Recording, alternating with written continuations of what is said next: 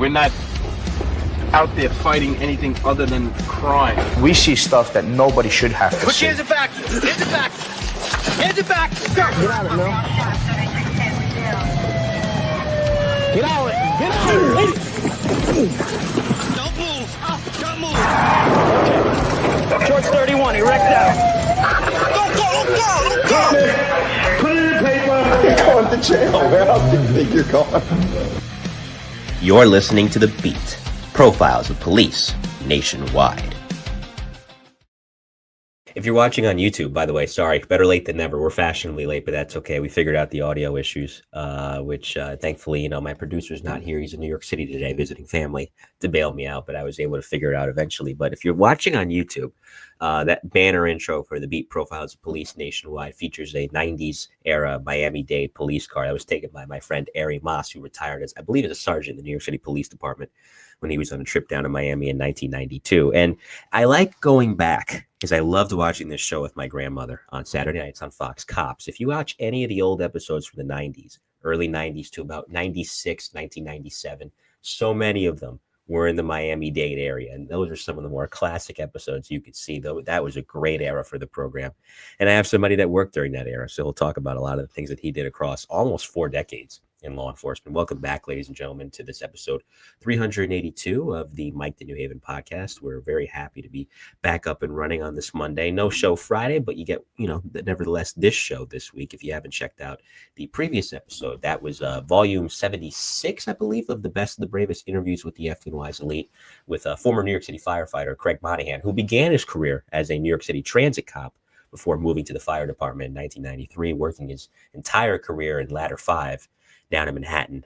He lived through the Watch Street fire, which killed 3 of his colleagues, sadly, including his captain, John Drennan. And then, of course, the events of September 11th, in which several more of his colleagues were killed that day in the line of duty responding to the World Trade Center. So definitely a moving episode and a fun episode to do, as I'm sure tonight's episode will be fun to do. So I'll run a couple of advertisements and then we'll get going. First things first, a word from our friends over at Armor Tuff. Firehouse floors take a beating. Rigs rolling in, gear drop down, chemicals and spills every single day. That's why departments nationwide are choosing Armor Tuff. Armor Tuff epoxy floors are built for fire stations. Slip resistant, chemical resistant, easy to clean, and tough enough to handle anything the job throws at them. It's more than just a floor. It's a safer, sharper, and more professional foundation for your house. And here's the bonus. Armor Tuff is an authorized dealer for Groves. So if gear racks, PPE extractors, or dryers are what you're after, you'll find them here. Heavy discounts apply for Getting Salty listeners. So install an Armor Tuff floor and get Groves products at dealer cost. Armor Tuff, built for firefighters, built to last. And of course, a word too from our friends over at Granite State. Hey there, firefighters and fire buffs. If you're tuning into the Mike the New Haven podcast, you know the value of reliable gear. At Granite State Fire Helmets, we're proud to introduce the TL2, our premium leather Phoenix fire helmet. The TL2 is all about comfort, durability, and that timeless style you trust. And here's the best part. All in-stock inventory usually ships within 24 hours, so you'll have it in your hands in no time. Plus, our company is proudly owned and operated by firemen, so you know we've got your back and understand exactly what you need out there on the front lines. So don't wait. Gear up with the TL2 today.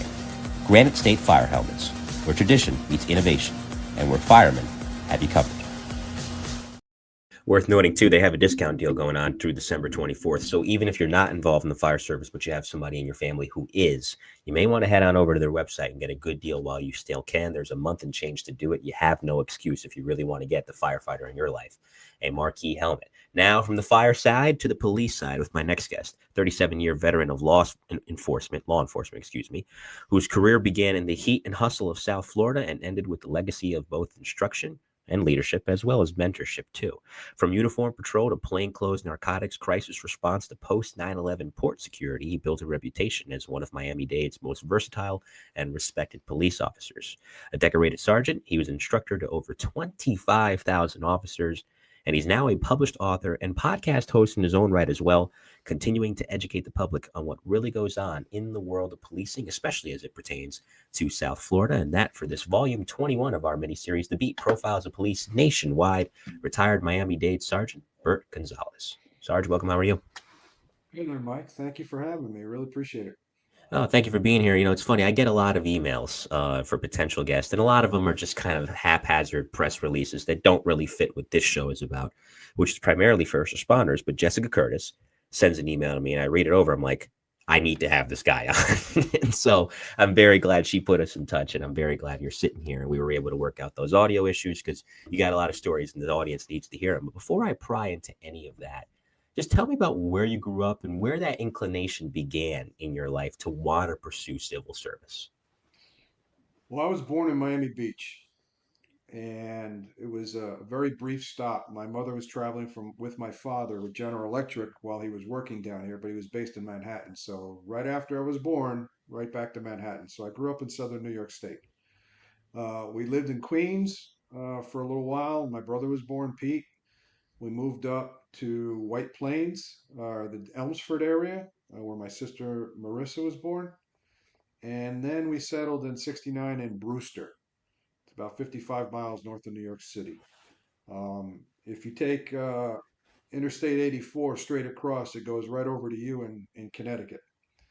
Um, so I spent my formative years growing up there, and beautiful area, southern New York State. Once you get out of New York City, as you know, the New York State's beautiful.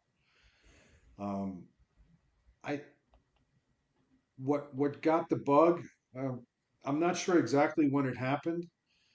My family moved to Miami in '79. My father got his transfer with General Electric, and I stayed in Brewster to finish high school. I was a senior, and then I started at Western Connecticut State College in Danbury, down the road from you a piece. Um, After that, I moved to Miami with my family, and as it turns out, the neighbor behind my parents' house was a Metro-Dade sergeant, and I got to know him quite well. We spent some time together, kicking a soccer ball around, talking, and then I started to have a lot of interactions with Metro Police. We were called Metro Dade back at that time, not Miami-Dade, and now Miami-Dade Sheriff once again, after 58 years of not being officially designated as a sheriff's office, but we were always a sheriff's office for Dade County.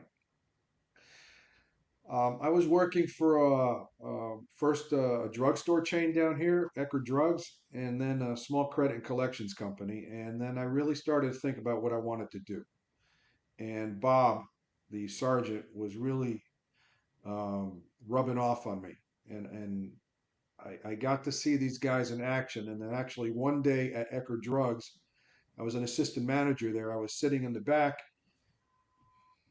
and something started hitting the top of the wall right before you come into the floor. I was in the storeroom, sitting down on a break, and as it turns out, what I was hearing and hitting the wall were bullets, and it was a drive-by shooting, drug dealers, 1981. Uh, they hit it. They tried to kill a guy coming into the store, and they didn't kill him, but he blooded him up pretty good, and they fled. And then I got to see the police exactly how they worked. And it really got me thinking till finally I made the decision in '82 that I was going to apply to Metro Police and Metro Fire. And it was going to be one or the other. And then in January of '83, I had my final interview with Metro Dade Fire. And the hiring chief said, "We're going to hire you. You're going to start fire college as soon as the next one comes up," which was really a few weeks away. And then my background investigator called me. He goes, "You're starting the police academy February 8th." And I wanted police more than fire. So I did that. And then in February, I started the academy. And at that time, it was 5 months long at Miami-Dade College North Campus. The college hosted the Southeast Institute of Criminal Justice, where all cops got trained in Miami-Dade County, or then Dade County. No one had their own police academy at that time. It was the college that did it. So I started in February and I graduated in June and hit the road in our Southwest district where I was assigned. Uh, Drug Dealer Central. All the big drug dealers had homes in our district, and it was the Cocaine Cowboys, and it was a wild time. And I was able to cut my teeth, all of us together, uh, handling a lot of things related to the Cocaine Cowboys. Um, I'm sure you're familiar with the movie Scarface. Of course, yes. Yeah, a classic movie. But some of the things in there, even though the movie was an exaggeration, a lot of the stuff was true. And if you remember the scene where they're walking into the bank with duffel bags full of cash, that was absolutely true. Cash was flowing down here like you couldn't believe, and most of the money here was actually reported as being tainted with cocaine, that circulated around in South Florida. So there was that much of it. But that's how I started my career. I wanted to be a Metro-Dade cop, and the only two places I applied were police and fire, and I got hired. Uh, 2 years later, my brother followed me. He came out of the army and he became a Metro-Dade cop.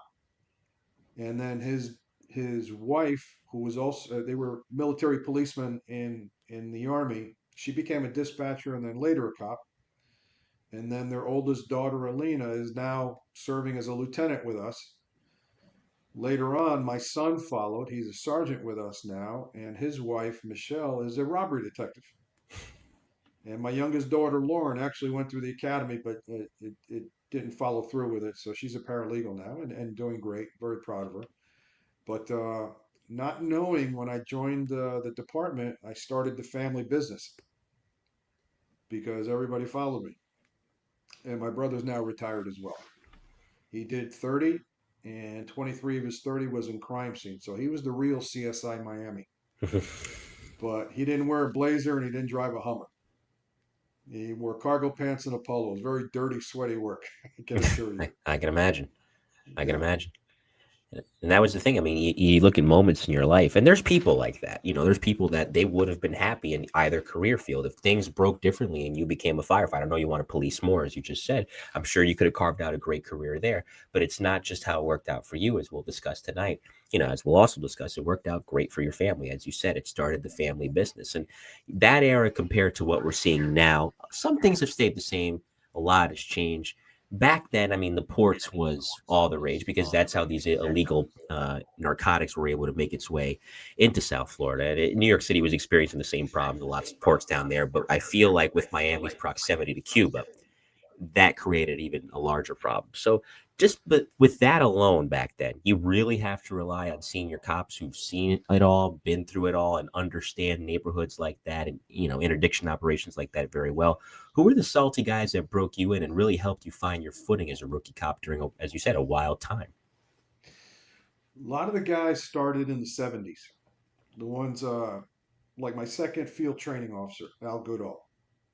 Um, I had him on midnights for my second riding assignment out of the academy. He started in 72. Yeah, he had about 12 years on before I started.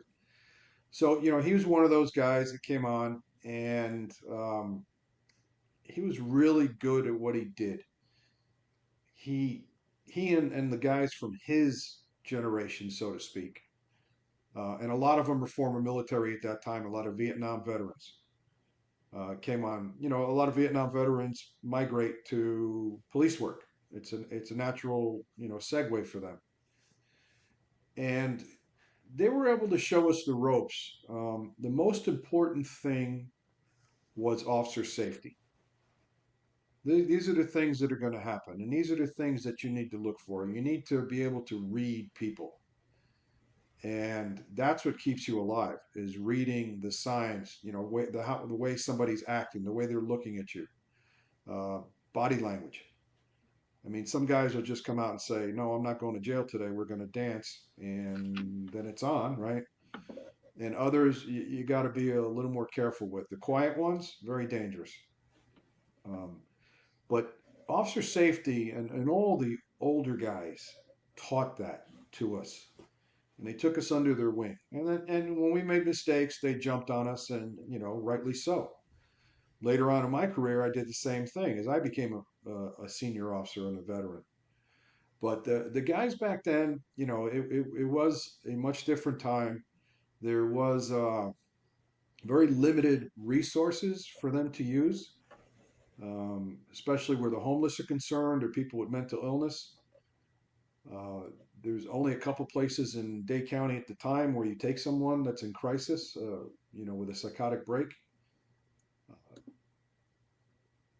Alcohol and drugs was a really big thing at that time. Al showed me how to do DUIs, and we had plenty. The clubs down here, it's cocaine and alcohol 100% of the time, and just private parties. There's cocaine everywhere. You couldn't throw a rock without hitting cocaine someplace. It was a social drug. Say again? It was a social drug back then, and it kind of still is, Yeah. unfortunately. Yeah, it is. It is. Um, but it was a very interesting time to start coming up in police work and in our department in general. And at that time, it was post 1980 riots and the Mariel boat lift in 1980 as well. And my department, Metro Dade, along with the city of Miami Police, had to grow exponentially to keep up with the flow of crime and the amount of people that were moving into South Florida. Miami experienced a lot of growing pains, and the police departments had to try and keep up with them. And they were hiring left and right. I got hired in 7 months. My brother got hired in 6 months. That's unheard of these days. Usually takes a year and a half, 2 years for you to get hired. So I was fortunate. And having a Latin surname, they needed Spanish speakers. So while my brother really doesn't speak Spanish much at all, I did. And I'm the oldest in my family, so I stayed with our family history and where my parents came from Argentina. So I'm the one that continued on with the way my parents were. They spoke Spanish to us in the house and English outside of the house. And most of my colleagues were Cuban, or at least of Cuban descent. So there's a lot of Spanish speaking going on here. And of course, my Spanish was a little bit different than theirs, and I had to learn a lot of new words that I didn't understand after I moved to Miami. It was a little bit of a culture shock. But, the Miami-Dade County is predominantly Cuban now. My wife is Cuban, and my two previous wives are Cuban. I'm your typical cop, married 2-3 times. But it makes, for a very interesting place. It's, the old saying, a melting pot, but it's so diverse here with all the different backgrounds, and a lot of them have their cultural nuances that you have to learn. You're responding to a Cuban household now, you're going to a Nicaraguan household, the next call, in Miami Beach, there were a lot of Argentinians, also a Jewish household in Miami Beach and in some areas of the county. So there is a real big mix of people here, much like New York City, just less people. And, it was a great place to do police work. And, having grown up in New York, I didn't freeze my ass off down here, which was good. In the middle of the night, patrolling in New York City or anywhere up north, like in your neck of the woods, it gets cold. So I'll deal with the heat and the sweat and everything, and I like it just fine. Yeah, it worked. It worked for your career, 37 years, as we said. And again, I don't envy the cops. And there was an old school tactic that a lot of the NYPD guys who've been on this show have talked about, that even in the dead of winter, when it was really cold, January, February, they'd have the windows down to hear what was going on in the street. Now, you got used to that after a while if you did it enough times, but I don't envy that, especially when it's -2 outside. That wasn't something you had to put up with. So it's a fair trade-off, And I did. There was something you mentioned earlier, and I wanted to touch on it. And our guest tonight is Sergeant Bert Gonzalez. This is volume 21 of the Beat Profiles of Police Nationwide. He did his career in Miami, 37 years, as I mentioned earlier. Traffic stops are very dangerous. Domestics are very dangerous. Even just a typical street encounter. You're attentive enough as a cop. That guy doesn't look right. Let me get out and talk to him and see what his deal is. The quiet ones, like you said, are very dangerous. The boisterous ones can be too, but for the most part, not so much. What's an encounter early on, whether it been a call or a traffic stop, or just being an astute cop and observing somebody who just didn't look right, where afterwards you found yourself saying, okay, man, thank God that turned out like it did, because that could have went really bad. Especially during the midnight shift. You know, people that are out at night. You have party goers. You have maybe students that are coming home late from class, college kids, people coming home from work, hospitals, you know, getting off the late shift and things like that. And you have police out there. Everybody else is probably up to no good when they're hanging out in certain places. You know, you can look at it and see something's off here. Like a shopping center, it's closed at night. Why are you hanging out in the shopping center? Why are you walking through the neighborhood? And then when you spot us, you're ducking or you're running. Um, you have to be vigilant when you're on patrol, and you've got to learn to look for those signs. People that are out of place. Nights, it's easy to spot. There's a lot of burglaries in progress at night. You know, people trying to break into houses, even though people are home. You know, bad guys are trying to get into the house. We catch a lot of them. We've caught a lot of them. Some, you know, some get away, and that's just part of the cat and mouse game. But when you do have someone that you confront, you pull up to them, you're rolling up on them, you have to follow procedure to the letter. Meaning, advise a dispatcher you got somebody that you're going to stop and talk to. Let them know. You give first your location, and then you give a description of the subject. The reason you do that is if it goes sideways, the dispatcher already has a description to put out over the radio in case they assault you and they're running, or worse. And you know what I'm talking about. Yeah. Um, and if you're going to confront somebody on midnights, it's always good to get backup. So this way, the dispatcher can notify your teammates on your squad. So and so is, you know, on a subject check. You know, who can go back them up, because it can go in, you know, from 0 to 100 in a couple of seconds. And now, because he's out there up to no good, maybe he's drunk, maybe he's on alcohol, drugs, maybe he has mental illness, or maybe he's just a bad guy that you happen to interrupt before he was doing something, and it's on. So keeping an eye out for people like that is something that you learn to do, and you become good at. If you care about your job, you become good at this. And you can pick somebody out. You know, they're just acting. You know, the word that is used a lot, hinky. That goes a term that goes way back. Yeah, or He's jumpy. acting hinky. Yeah, yeah, and yeah. I say, okay, I got somebody over here. It doesn't look right. He's in front of a closed store, or he's behind the store, or he's behind a house. You happen to catch him on the road behind a house. There's a lot of houses that have access roads behind them. Um, and you know, in a quiet neighborhood at 3 o'clock in the morning, nobody should be walking through there. So you stop them, you check them out, and then, you know, once in a while you'll find someone that is walking home from something. You identify them. Oh yeah, they live right down the street, and then you make sure they get home. But most of the time, you're walking through the neighborhood in the middle of the night. You're up to no good. Um, there was one night I got transferred from one station to another. I was having a little bit of a difficulty with a supervisor, and a lot of us experienced that, especially those of us that are vocal and open our mouths.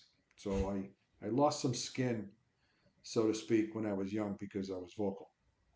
But after getting transferred to this other station, I ended up on a midnight training squad. And the sergeant took me aside. He goes, "Hey, I've heard some things. You got a clean slate with me." And sent me out. Well, I was driving a neighborhood with the lights out, windows down, and I looked over, and there's some walls between the properties. This was some rather large properties with stone and concrete walls dividing them. And I'm looking at the wall. It's dark, but I see something bobbing up and down on the wall. So I figured I had myself a burglar, and I called in the troops, and we caught ourselves a burglar. All you got to do is look. All you got to do is listen. You know, the thing about the window when it's cold, it does get cold here during January, February, and for us, when you're not used to it, especially the guys that were born and raised here or came from Cuba mostly and were raised here. They don't do well with the cold. So we feel it. For us, 50 degrees out is cold. And when it's normally in the 80s all the time, and all of a sudden we get hit with that, it's cold. But you put the heater on, you roll the windows down a bit, and you listen for what's going on outside. And when you're patrolling at night, especially in a neighborhood, you've got to be able to listen. You got to hear things. And that's how you catch bad guys. Or maybe somebody in distress, or you hear a crash, that you were driving by and you didn't know it was there, or a gunshot. In some of the neighborhoods that are, a bit more violent, you hear gunshots. Back then, you needed to hear it. Now there's shot spotters Right. all over the county, right? And pops up on the computer screen for the officers. Shot spotters going off. You got shots fired in the area. My son is really good at that. He's really good with technology. Dad is terrible with technology. But I didn't come up with it. I came up with a notepad and pen, and he's working off a laptop.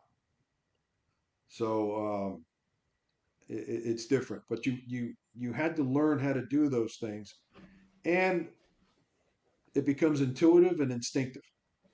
So we joke all the time between these generations, and we say, hey, you guys know technology, you know how to use computers and everything, and you know how to use your phones. But let me tell you, Skippy, that's what my wife likes to call the young guys, Skippy. There is no app on your phone that's going to show you how to arrest that 300-pound guy who's pissed off at the world and not going to jail today. Put your phone away, get your game face on, because it's time to dance. And that's the way it is. No matter what the technology is out there, it goes back down to you yourself and your partners. How are you going to handle it? And I think that's one of the biggest differences between us and these later generations is they rely a little too much on technology. So, to the guys you were talking about, the New York cops, yeah, you got to roll the wind down and you got to listen. You could catch something. You could save a life. You never know.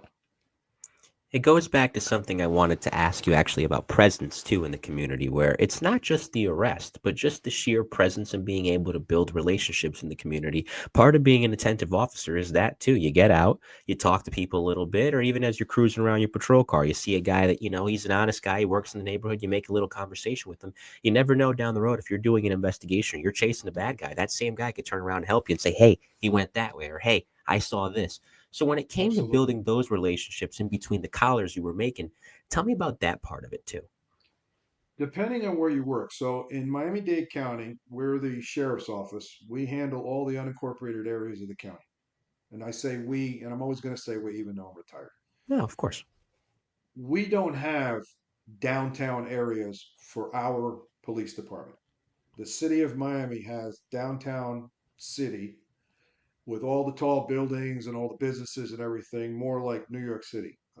You'll find that in the city of Miami, and you'll find it in Miami Beach. So there's a lot of foot patrols down there. We don't have foot patrols um, for our department because we don't have those types of areas.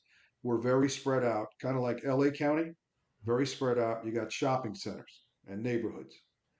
So in your patrol zone, you got to get out to the shopping centers and contact the business owners and make contact and just pop in and say, hey, how you doing today? What's going on? And the business owners appreciate that all over the county. And it doesn't matter what kind of neighborhood it is. They do like that when you're going in and making personal contact. And then this way, to your point, when something does happen, if you've established a relationship with those business owners, they're going to tell you where things are happening, right? Especially after a caper happened, somebody robbed somebody or burglarized a business or even a house. But you gotta spend the time. We're very uh, dependent on our cars because that's the only way we can get around.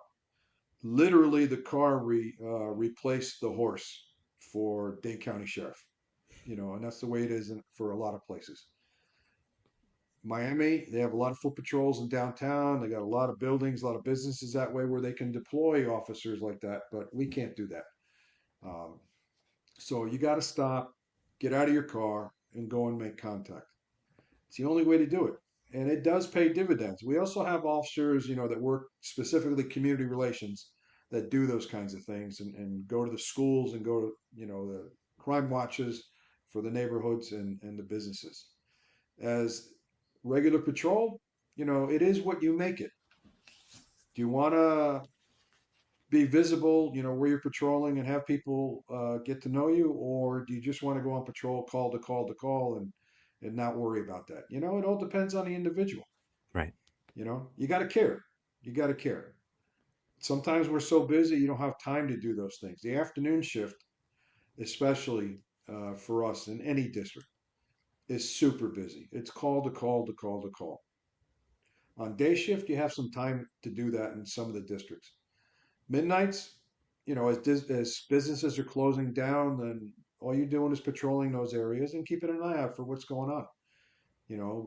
Rooftop burglars were a big problem back in the '80s because the way they built the stores with the roofs, you could take a screwdriver and break through the roof, and we had a lot of that going on with video stores back then. Remember, even before Blockbuster, uh, privately owned video stores and gun shops. They got broken in. We call them roof jobs. And I worked plain clothes for a while back then, and we were catching rooftop burglars all the time, doing surveillances and watching them on the roof and chasing them in a foot chase on the roof. Um, it happened all the time. Now everything is concrete roofs, so it's very difficult.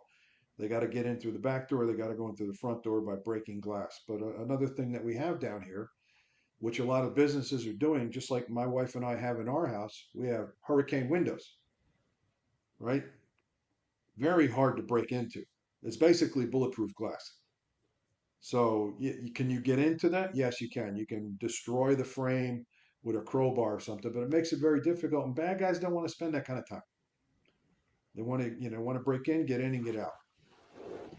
But yes, to your point, you've got to go out and make contact. You've got to meet the folks, and for businesses, that's really important. Absolutely. Especially given the fact that, and the black market for spare parts, the black market, you mentioned firearm stores too. You break in, you steal some firearms, you could sell that to, in their world, the right people, make some money off of it. And in addition to the drug problem, now you have a gun problem too, because those two oftentimes go hand in hand. Where there's drugs to be found, there's guns to be found too. So you never know what the motivation is. They don't want to be interrupted. Like you said, they want to get in and get out. And where it can get really dangerous, cops roll up on that. They don't want to go to jail. They don't want to get caught. Like you said a few times already in our conversation, it's time to dance. Now, policing in uniform is dangerous enough as it is. But before I get to field training, which would come later, policing in plain clothes is a whole different ballgame because unfortunately, and you see this a lot in larger cities too, you don't just have to worry about the fact that you're trying to blend into the neighborhood and not be seen, but you also have to keep in mind too, if uniformed cops are responding, they may not know right away I'm one of them. And we've unfortunately seen a lot of instances across the country. The uniformed cop thinks the plainclothes cop is one of the perps. And unfortunately, that plainclothes cop ends up getting hurt or ends up getting killed as a result of that. Yeah. So that's not an easy thing to juggle. I'm sure you guys would communicate it before to the patrol guys. Hey, if you see this guy wearing this, he's one of ours. But nevertheless, tell me about why you wanted to go into plainclothes and balancing those two dangers. Back in '84, a little over a year after I came on, every district had what was called a crime suppression team. NYPD has their own version of it in the precincts, or they work a certain area of several precincts.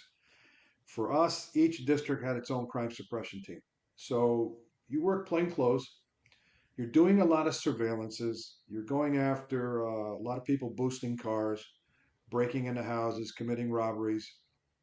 Um, and during the holidays, especially at the shopping centers, they are a beehive of criminal activity in the malls.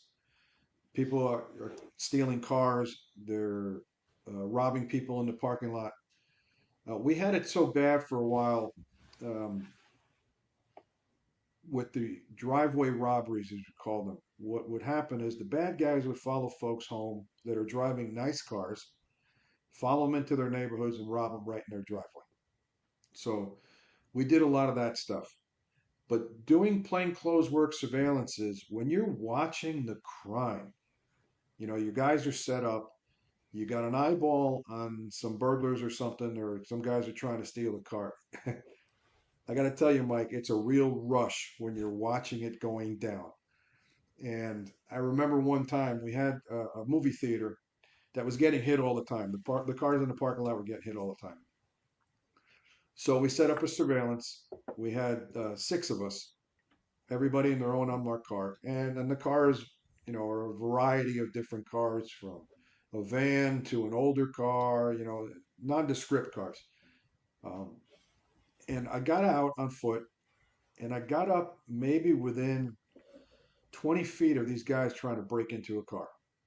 And I'm trying to be as quiet as possible on the radio, and I'm telling the rest of the guys, right, they're breaking into the car. They're trying to break into the trunk. They're trying to get into the car. They got into the car. They're trying to break the column to get it started. And these two guys were a bunch of idiots, a couple of idiots. They couldn't do anything right. And I'm just calling it out. And when then everybody else came in and just caught them. And when you get to see that up close, it really is a lot of fun for us. I know, some people in the audience may say, well, it's so dangerous. Yeah, it's dangerous, but it's It's kind a of fun rush. too. Yeah, it is. Catching bad guys is a rush for sure. Um, Doing a burglary in a house, doing a burglary in a business, working plain clothes, you do all those kinds of things, and then part of it also is street level narcotics. You can make small buys. We have a narcotics squad, so they handled the big stuff. But the crime suppression teams in each district did street level narcotics, all the little hand to hand stuff and things like that. And then you would stop somebody, you catch them, and you're catching drugs, or you're carrying drugs. So then you'd flip them, and then immediately people don't want to go to jail and they want to be cooperative because they don't want to get convicted and do a year or whatever. They're going to give you their supplier, and then it just escalates upwards. You're always going after the bigger fish. And when it got big, we would loop in narcotics because they had the more experienced guys for narcotics and the resources to be able to deal with them. And they also work with the DEA. So if it got to be a really big case, everybody's coming in, and we hand it off. We'll still participate, but I would say in plain clothes, doing surveillances was the most fun. Uh, Following bad guys in their cars when they're going to go do a crime. They're going to do a crime. Um, and you're doing tails, just like you see on TV and in the movies. All right, I got the eyeball, and you're following them for a few blocks, and then they make a turn. You keep going straight. Someone else comes in behind them, and you do it with 4 or 5 cars. They never know you're back there, and you just follow them to the crime. It is a rush. It's a blast, actually. Um, but something would happen, and now we've got to do a takedown or whatever the case is. It's hitting the fan. You have to let everybody else know I'm wearing these clothes. I'm driving this car, because uniform's going to show up. Fortunately, within the district, everybody knows each other, and the uniform guys will get out of the car and they know it's me, or they know it's Les, or that they know it's Table, or one of the guys. Um, the problem is if you have guys from other districts that come into your district on something and then it hits the fan, you may not know who they are, and then you could have what you're alluding to is a possible blue on blue situation. Yeah, friendly fire. Yeah. And if you're in uniform, anybody in plain clothes that you don't know is a bad guy until we figure out otherwise, right? Drop the gun, get down on the ground, whatever. And the cops know to do that because they don't want to get shot. Yes, it happens once in a while.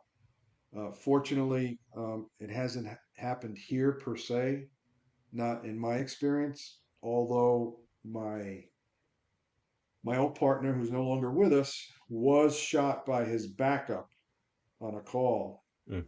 but it wasn't plainclothes situation. It was that the other officer should have never been an officer doing her job and panicked and fired off a shot and hit my partner in the leg.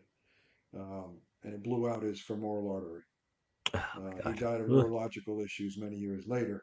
Oh, I'm sorry. Um, thank you. But that's the exception. Fortunately for us, we didn't have any, uniform guys lighting up some plainclothes guys. We try to mitigate that by saying we're working in this area, let everybody know. And even if we're going into another district or another jurisdiction, like one of the cities, what we always try to do is let the sergeant of that area know that we're going to be in the area doing an operation, so they're aware. It's a courtesy thing. I'm coming into the city of Miami. We're going to do an operation. We got to let them know, because if something breaks, they're going to be responding not knowing that there's cops here, and vice versa. They don't, it doesn't always happen that way, but you do your best to mitigate a possible blue on blue situation. It's just courtesy. Let someone know you're playing in their backyard.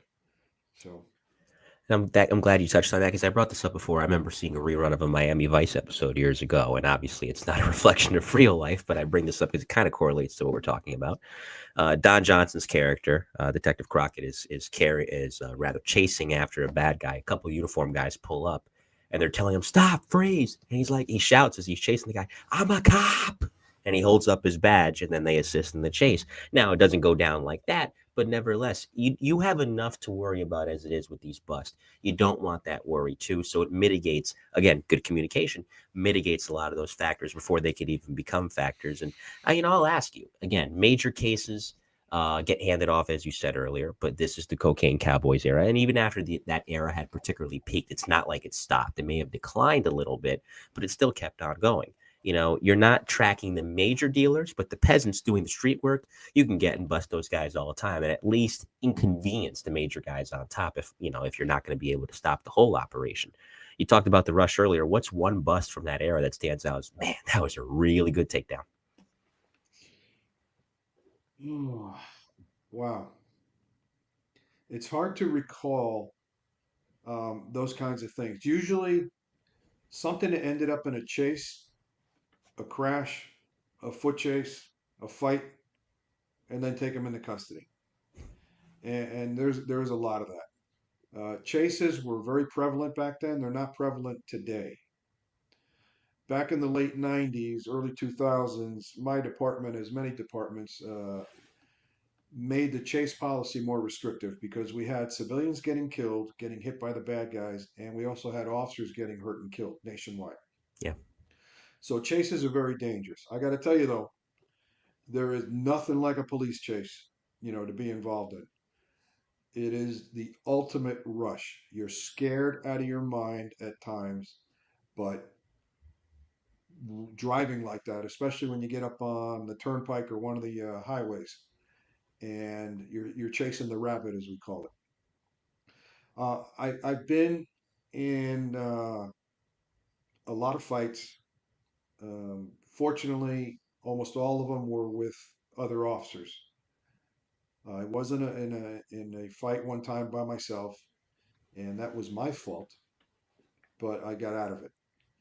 Um, it is sobering when you get into a situation like that. Like one on one. You and I stop you in your car, and you have a warrant for your arrest, and I make the mistake of trying to arrest you by myself. Never do that.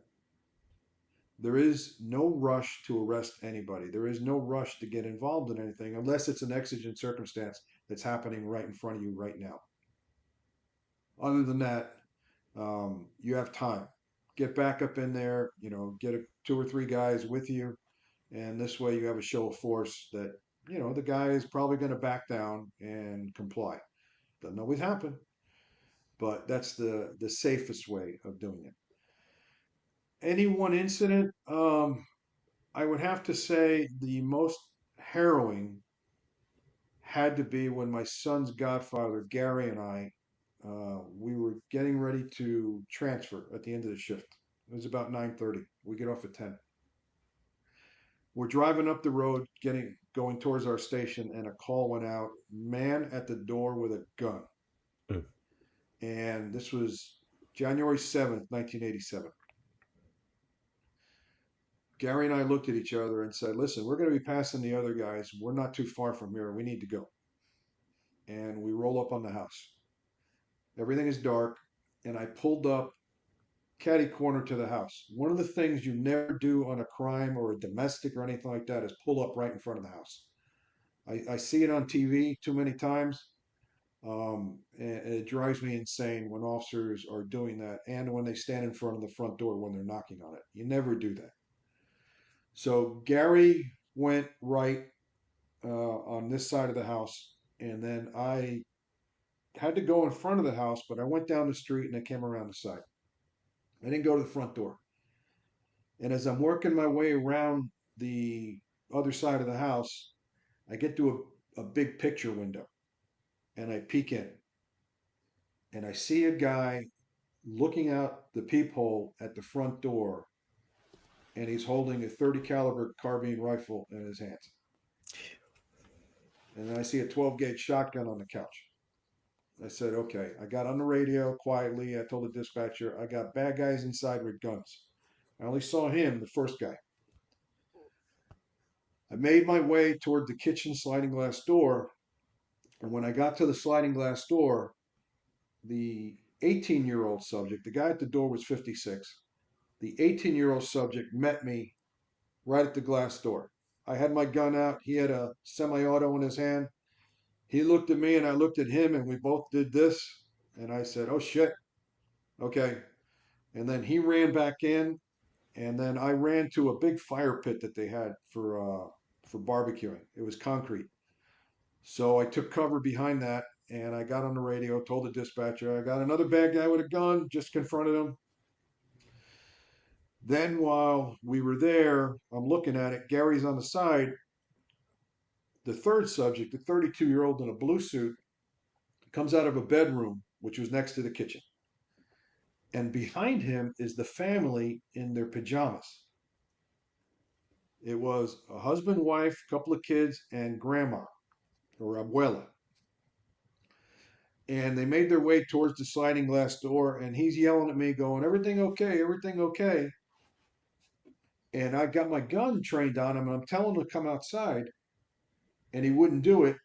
And then one of the family members unlocked the sliding glass door, and they pushed the door, and they pushed him out. And I ran up and I grabbed him and I held him, and I put my gun to his head and I issued some sweet nothings in his ear.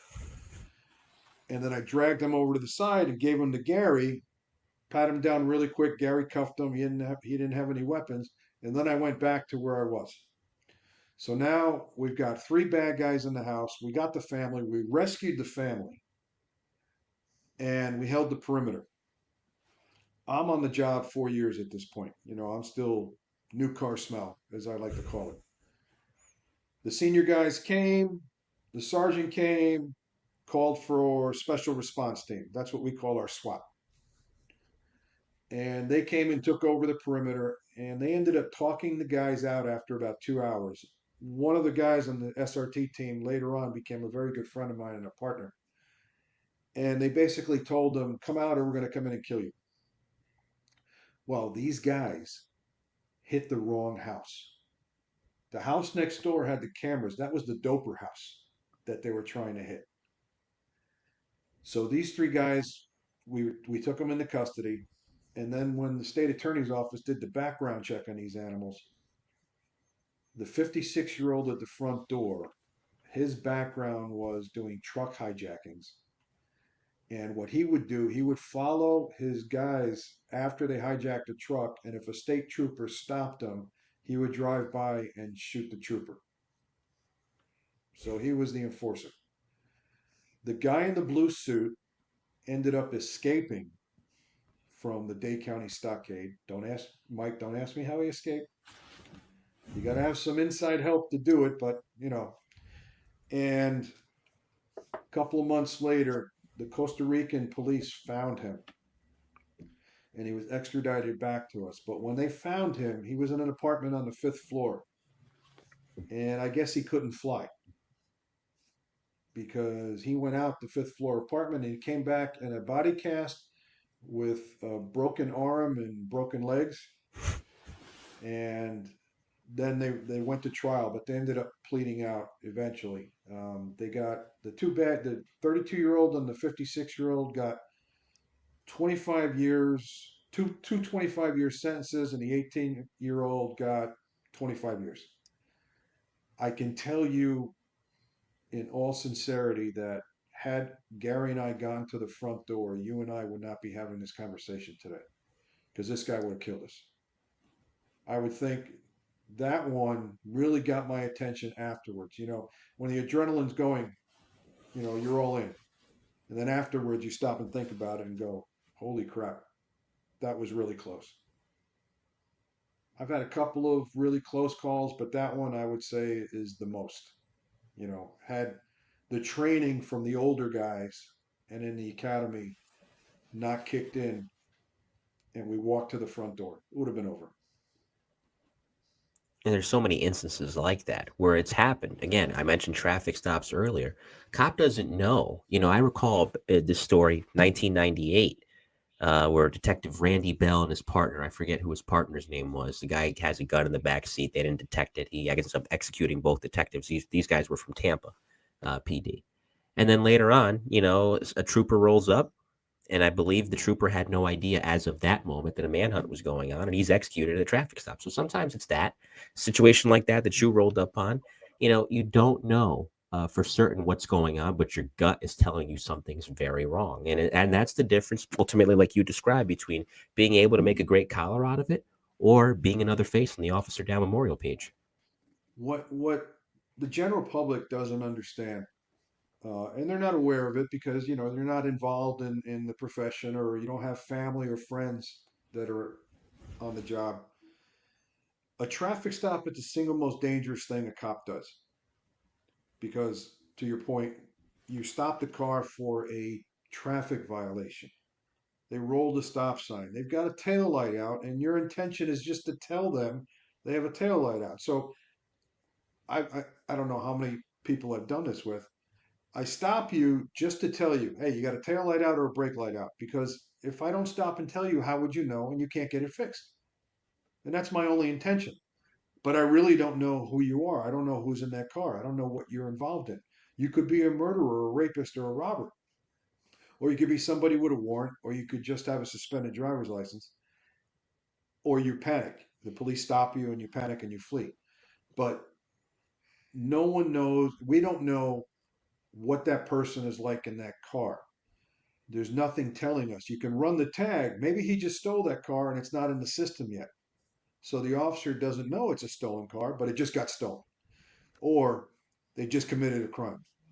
So every traffic stop is very dangerous until you determine otherwise. You figure out who the person is. They're just Joe Citizen, Jane Citizen on their way to school or work or coming home or the store.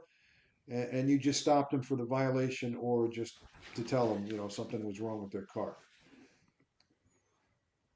The second most dangerous thing, and the most dangerous call, and you said it earlier, that police respond to are domestics. On my own podcast, I mention every single cop and firefighter that has died in the line of duty since my last podcast. So I have an ongoing list. And I just updated my list for police for my next episode. I had to add like 15 names since my last podcast, which was in July. Yes. And when you're going through on the Officer Down Memorial page where you find this information, and they do a really good job of listing the officers that were killed in the line of duty. I time and time again responded to a domestic, responded to a domestic, responded to a domestic, and the officers that are responding, and you're walking up to that front door, that's no man's land. Sometimes they get ambushed before they even get to the house or the apartment, and if you do make it inside, now you've got a couple of people that are going at it and the emotions are at a peak level. For whatever the reason the domestic took place, that's not our concern. Our concern is that there's no physical violence and that we can stop this at least for the day or the evening. Doesn't always work. But in that heated dispute between the two people, you've also got to be wary of what is in that apartment or house. You've got to do a cursory scan. You've got to look at the kitchen counter to see if there's any knives, screwdrivers, scissors that are laying around that could be a weapon against you. And you never ever let anybody sit on the couch because they hide guns in the cushions. So then I always, like to just use the person as an example that I'm speaking with. Sure. You and your wife are involved in a domestic, and we respond.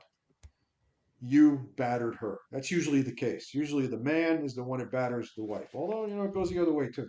Yeah, sometimes. So we're going to arrest you for domestic battery. Well, she doesn't want us to arrest you, and now she jumps on us as well. Right? Could pull a weapon. Usually not the case with the woman, but she jumps on us. So now we're arresting the husband boyfriend, and now we're arresting the wife girlfriend, and we have taken entire families to jail on domestics because they all jump in. You never know how it's going to go, and you might need more than just two cops. It's normally two cops to go to these things. It's a two-man call, as we call it down here. But if it's really violent, you got multiple units going, and that's the way you got to do it. You got to have 3, 4, 5 cops there. I remember one time in a domestic early in my career where we responded to the house, and we're at the sliding glass door, and the guy is drunk. He is pissed drunk, bad, and he's got his wife by the hair, and they're at the sliding glass door, and she's crying, she's bleeding, and he's giving us all this and telling us to F off and all that stuff, and we're telling him, open the door, open the door, open the door. We were seething that we wanted to get in there so badly, right, because of what he was doing to her. To her credit, she reached up, unlocked the sliding glass door, and here we go. He's got the football, we gang tackle him. Problem was that he didn't let go of his wife's hair. She went down with the scrum. We're on this guy, we're pounding him. Good. To get him to let go of his wife's hair, right? She's screaming, and it's a mess. He won't let go. He's so drunk, he's not feeling the beating that we're giving him. The female officer that was with us, Billy O'Brien, good police. You know what she does? She reaches in and grabs him right between the legs and squeezes and pulls. He let go. Right? And then we were finally able to get him into custody and take him to jail and get fire rescue for the wife and all that. We had a fire rescue treat him also, and then take him to the hospital before jail. It's funny because no male officer would have ever thought of doing that. Right? The family jewels are too sacred. We're not going to do that. She did it. And then she was able to make the guy let go. And we laughed about it afterwards. Billy, that was a good move, but we never would have thought of that. But this was a bad one. And he was really hurting her badly. Yeah. But it worked. She was improvising. Adapt, overcome, improvise, like in the movie. Yeah. And it worked. But domestics are bad. Too many cops get seriously injured or killed on domestics. So you got the traffic stop and the domestics, the two most dangerous things that we do. And sometimes, listen, it's simply just a matter of rage. It's already at the surface boiling over because you see this a lot, and alcohol doesn't help. Cop walks into the house, he looks at his lady or whatever the situation is, sibling, parent, even sometimes you see these two guys beating up his parents, sadly. You called the cops on me? What's he do? Pulls out a knife, pulls out a gun, usually a gun, and it goes sideways. It happened in Connecticut not too long ago. If you may recall, in Bristol, it's been 3 years now. There was a guy, and one of the police officers actually went to high school with this perpetrator down here in Bristol, Connecticut, where he was drunk. He had one too many. He'd gotten into it at a bar with his brother. They go home. Him and the brother are fighting. Mom calls the cops. They're rolling up. They're asking him to come out. He comes out. There's 3 cops there. He ambushes them. He kills 2 of them. The 3rd cop was shot, but was able to shoot back and kill the perpetrator.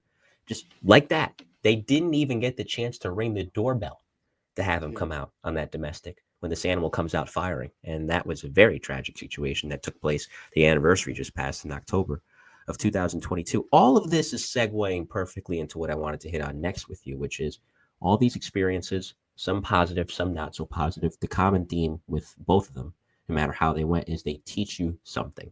And you're able to take that with you when you go into field training.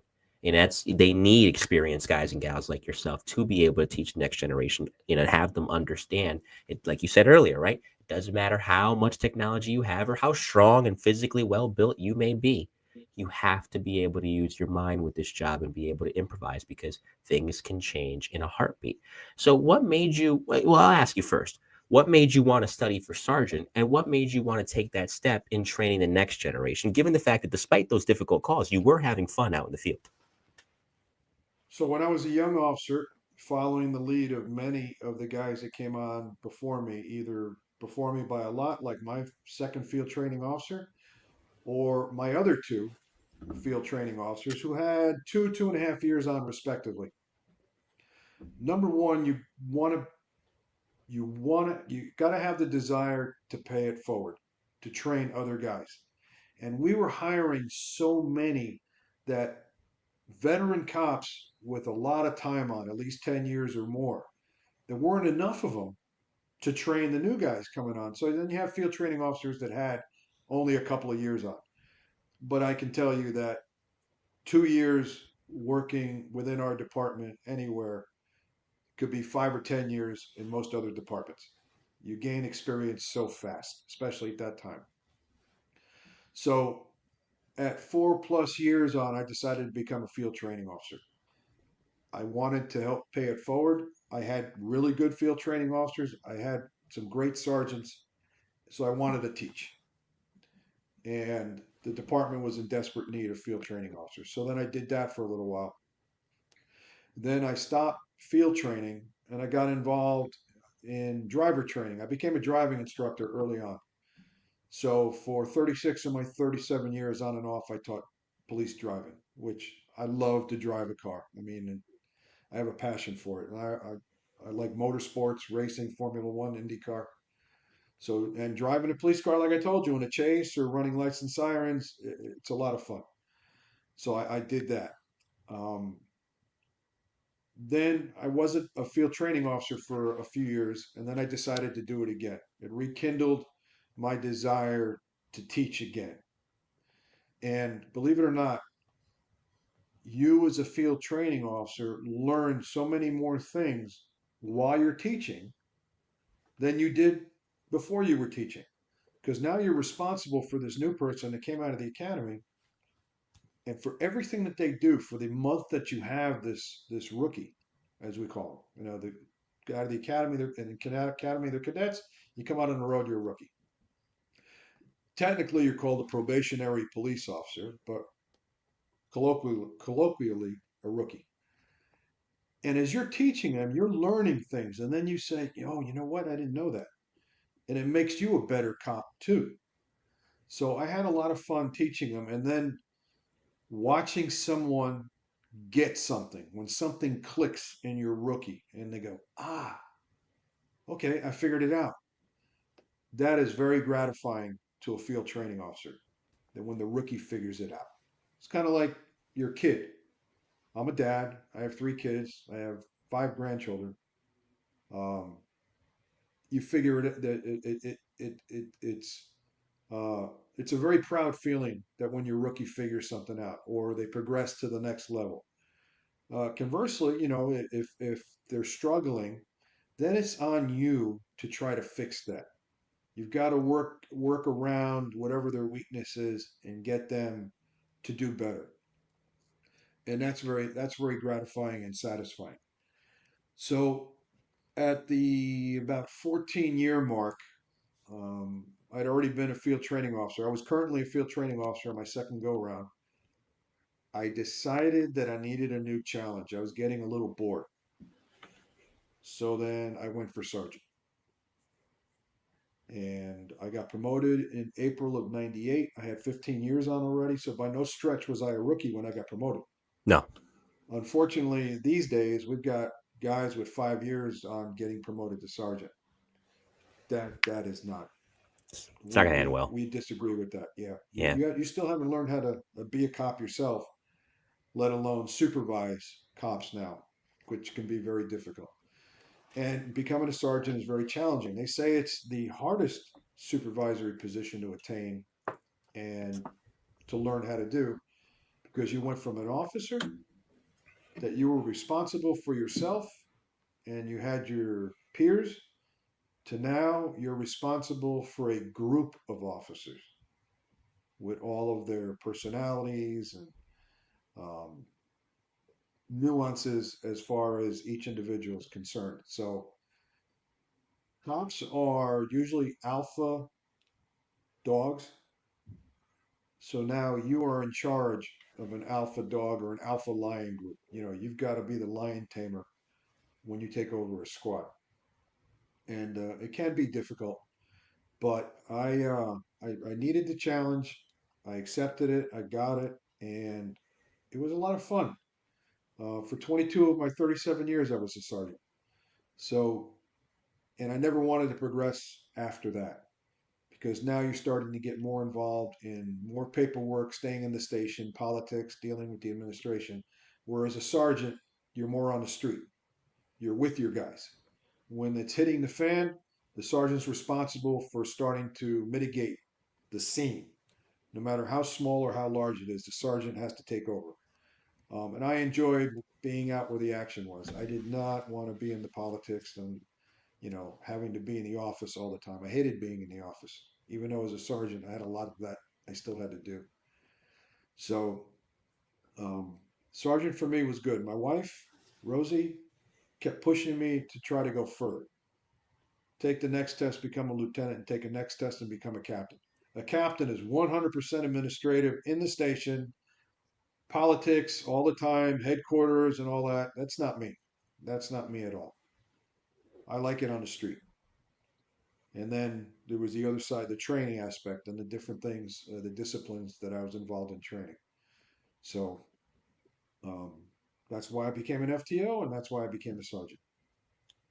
And it played well, especially considering all the courses that you would teach later. And there's some departments, depending on the size of them, where even as a lieutenant, you can still be involved, but it's few and far between. And there's a lot of guys who were smart sergeants like yourself. A lot of people were pushing them to go further, but exactly what you said. They love the action of the street. They wanted to stay in the street. And to your point on experiences, I feel like it's a problem, not just in law enforcement, but you see it a lot in the fire service too. It could work out well, but you have a guy, 4 or 5, 6 years on. He's got a little bit of time under his belt, but now he's a lieutenant.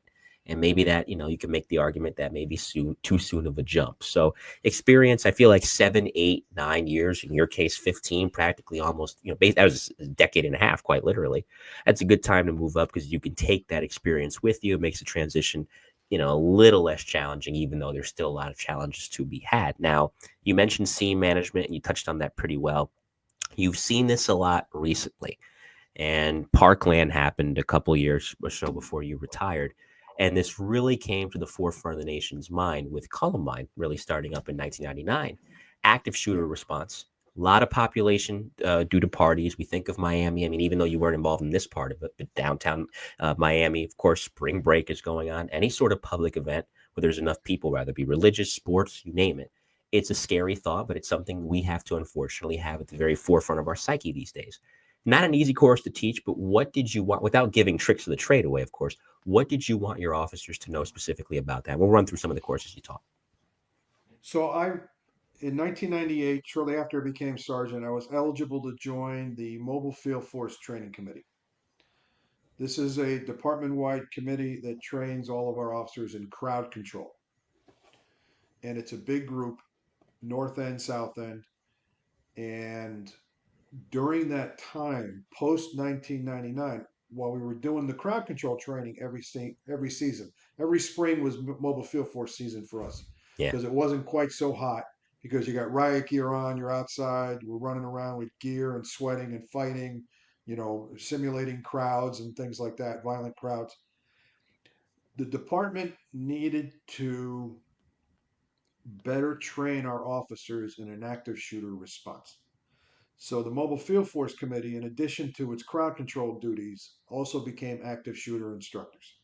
So we had SRT guys, special response team guys, train us in active shooter protocols.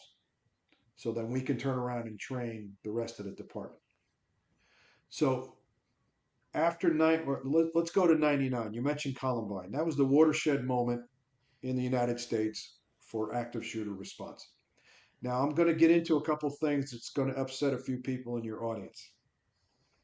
I have a chapter dedicated in my book to active shooter, the myths and the truths of active shooter training and response by police.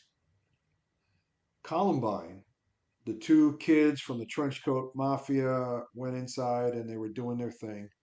The uniformed patrol officers responded and, per their training at the time, set up a perimeter and held for SWAT. They did not have the training and tactics and weapons to go in after these kids. That was the industry standard at the time. Perimeterize, wait for specialized units, i.e. SWAT. After that, we had to start changing our protocols. So what was developed around the country, and this is the way we started training for our department. You have an active shooter case or incident.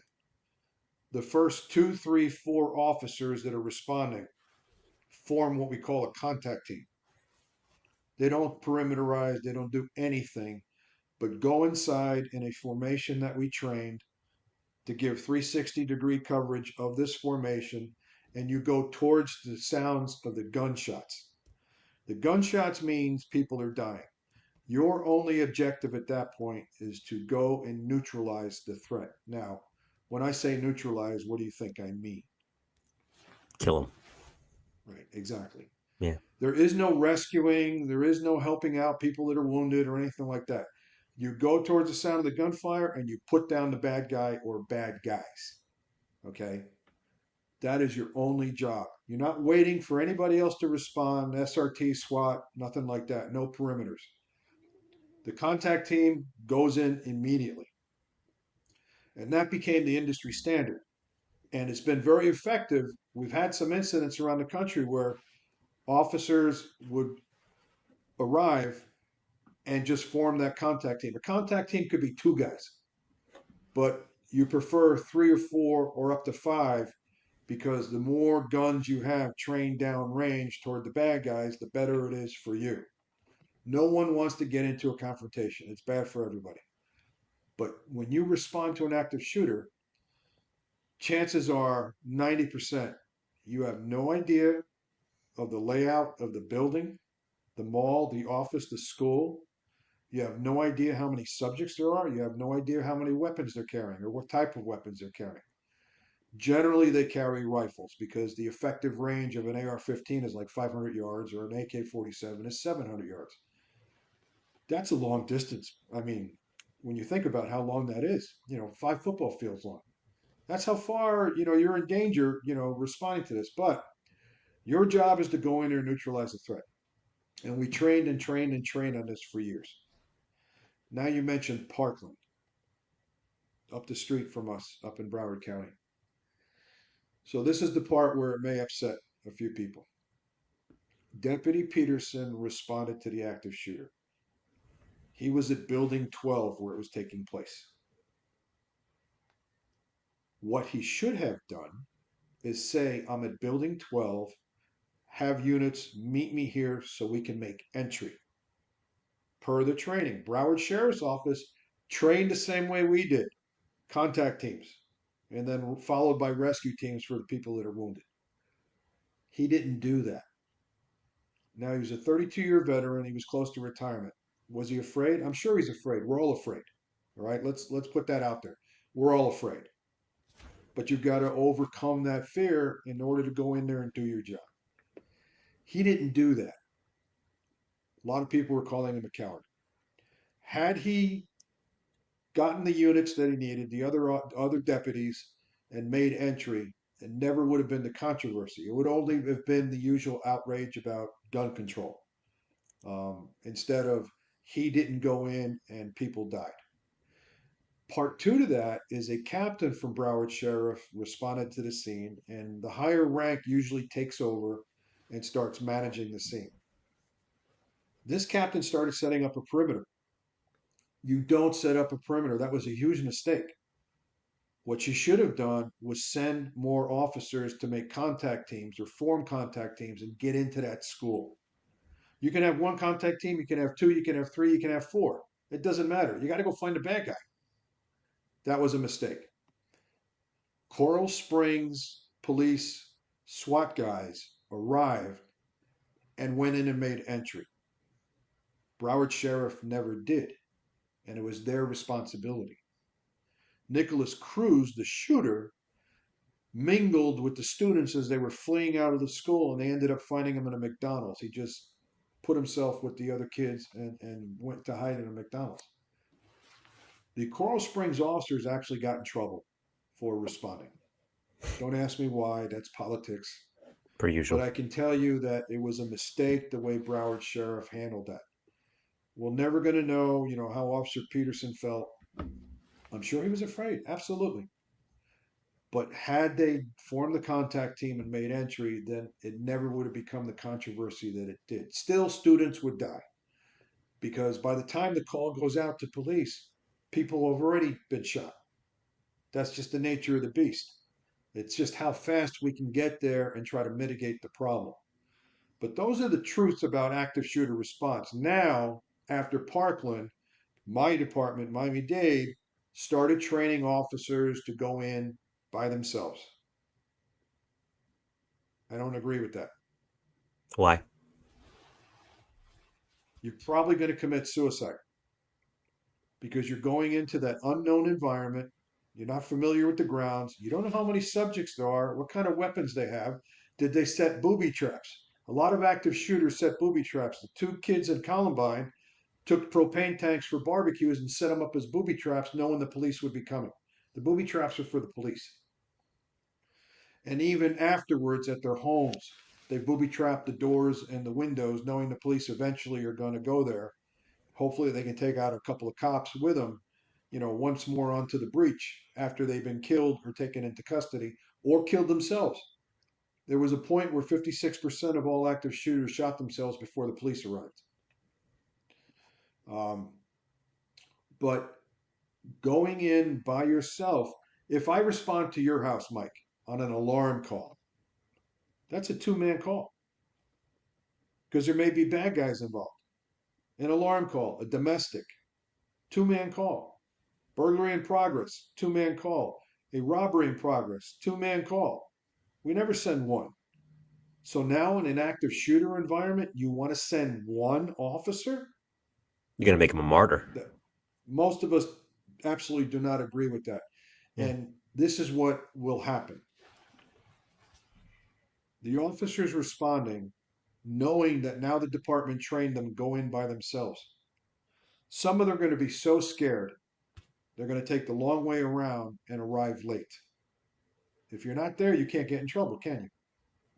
True. Right? If you arrive, now you're obligated to take some kind of action. I would never allow my officers to go in by themselves. If I had an active shooter case, I'm the first one in. Okay, take my guys and go in. And we had it at North Miami Beach Senior one day where we happened to be right outside the school having a meeting about something we were doing. I had a semi-uniform door kicker squad for the detectives in our district. We went and found the bad guys for the detectives. Well, the call goes out, there's a kid in North Miami Beach Senior with a gun. We didn't hesitate. We went right into the school, guns drawn, looking for the guy. Fortunately, it was a bad call. We don't know how the call came in. Somebody just called it in, a false call. Were we afraid? Sure, but we went in. We went in as a team. When you work as a team, chances are very high you're going to prevail. Here's a question. Does any military unit work by one soldier? No. Not at all. Not in the slightest. Does any fire unit work one firefighter going into an engulfed structure? No. No.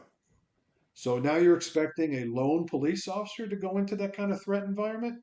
No, that's the politics of this. The reason the department did it is because of the optics, as we're always hearing in the news and in politics. The optics, it looked bad. No, you're not. I would never allow an officer of mine to go in by themselves. I tell them, hold, I'm a minute away, we're going in together. That's the way it has to be done.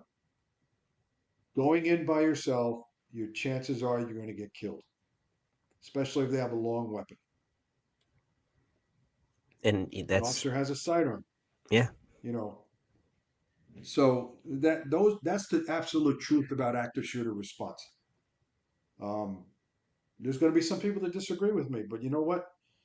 At the end of the day, as people like to say, officers need to go home as well.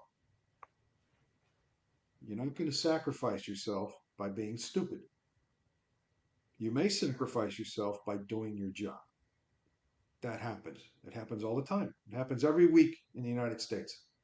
Right? That list that I told you about of the fallen officers. I have to update it all the time. I mean, it's incredible.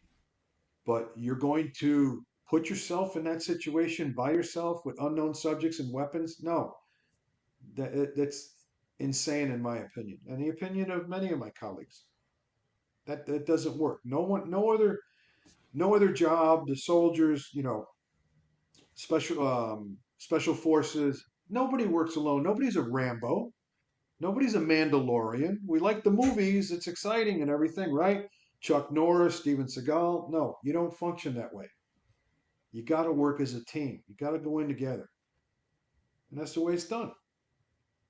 I don't think So anybody in this audience is going to disagree with you. I think everybody is pretty much, myself included, in lockstep with that. And you bring up fire. So for context, I'm trying to become a firefighter down here in Connecticut. I'm a volunteer currently. And you hit the nail on the head because it's a career department where I volunteer, but it has a volunteer program. We run two four-man engines, lieutenant in the front, driver who's in charge of pumping water, one guy who's in charge of the nozzle, one guy who's in charge of setting up the hydrant. As soon as the hydrant guy finishes setting up, or girl, because we have women firefighters too, setting up what they have to set up, everybody gets staged, everybody masks up, make sure they have their air pack on, and they go in. And that's a structure fire, which is very dangerous. When somebody has a weapon, you would think the same principle would apply, but I look at it, and then of course you see these line of duty funerals, which are very sad, and they talk the fallen officer up, and that's great and all. But the ugly question that nobody wants to bring up is, was this preventable? In a situation like that, God forbid an officer gets killed, it is preventable. There's a difference, and there's two C's I find from talking with police officers like yourself on this program that you want to avoid in policing. Cowardice is one, obviously. Cowboyism is the other one. What you described, if that plan is in effect for police departments throughout not only Florida but anywhere in the United States, is cowboyism. Sometimes the cowboys lose the gun battle. And if you can prevent that, listen, with proper tactics save lives at the end of the day. It's something we talk about often on this program, whether we're talking with someone from law enforcement or from fire, then prevent it. But again, it's unfortunate that optics overtake that. And it shouldn't, because at the end of the day, it leads to bloodshed, and unnecessary and avoidable bloodshed at that. um, I don't know how some people would look at it, but I'm not expendable. No, My nobody is. colleagues are not expendable. You They're know, people. They're humans. They have people who love them. right? Yes. For the sake of your political career, I'm not going into that threat environment by myself. Okay, that's stupid. Nope. I will go in when I have my guys with me, my team. My last commander, Major Ray Melcon at Miami International Airport District. He was in the Army. He was an SRT. Great, great guy, great tactician, thinker.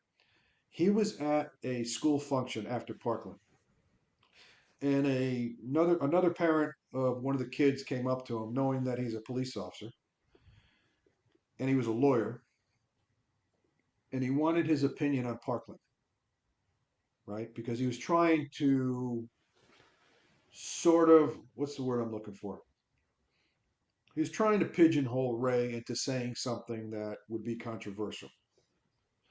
And Ray said, let me answer your question this way about the officer not going in.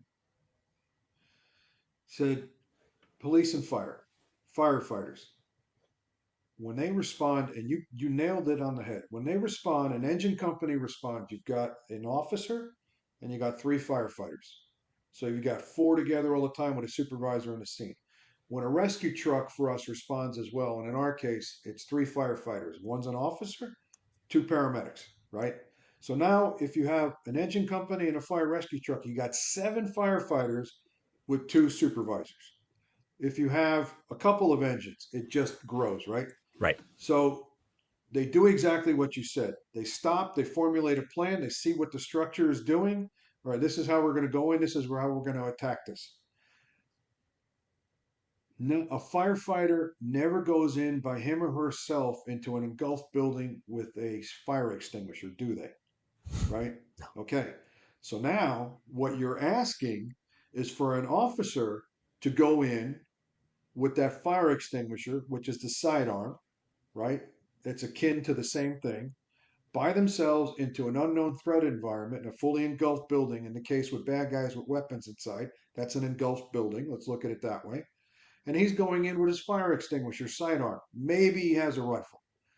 So while you would not condemn fire for stopping, staging, formulating the plan, masking up, getting their gear on, got the Scott packs on, they're charging hoses, and then they're going to go in, you expect the officer to sacrifice himself for the same type of environment.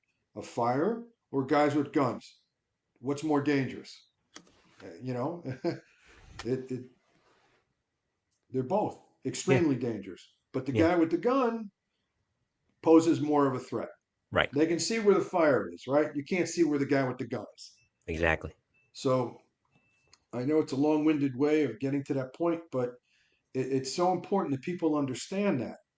You know, when I hear congressional subcommittees talking about these things and the congressmen or the senators are yelling at some law enforcement official, nobody in there understands. There is no law enforcement background in there in these hearings.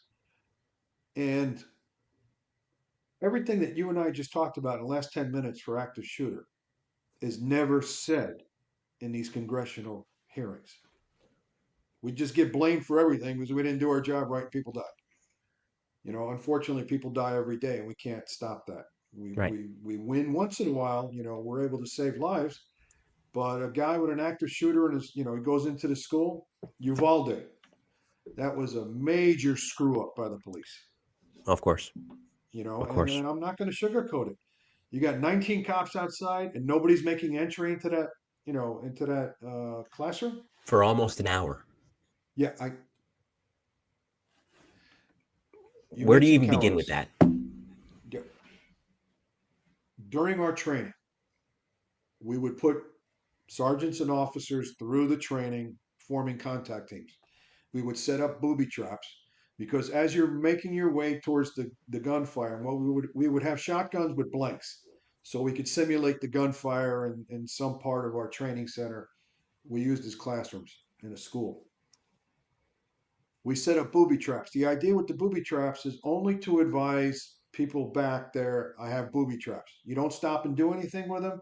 You just go around them and you keep going towards the gunfire.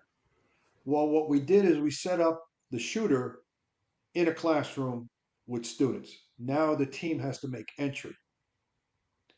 Mike, after we broke one scenario down with one group, a sergeant and 4 officers, the sergeant turned to me and said, I'm not going in there.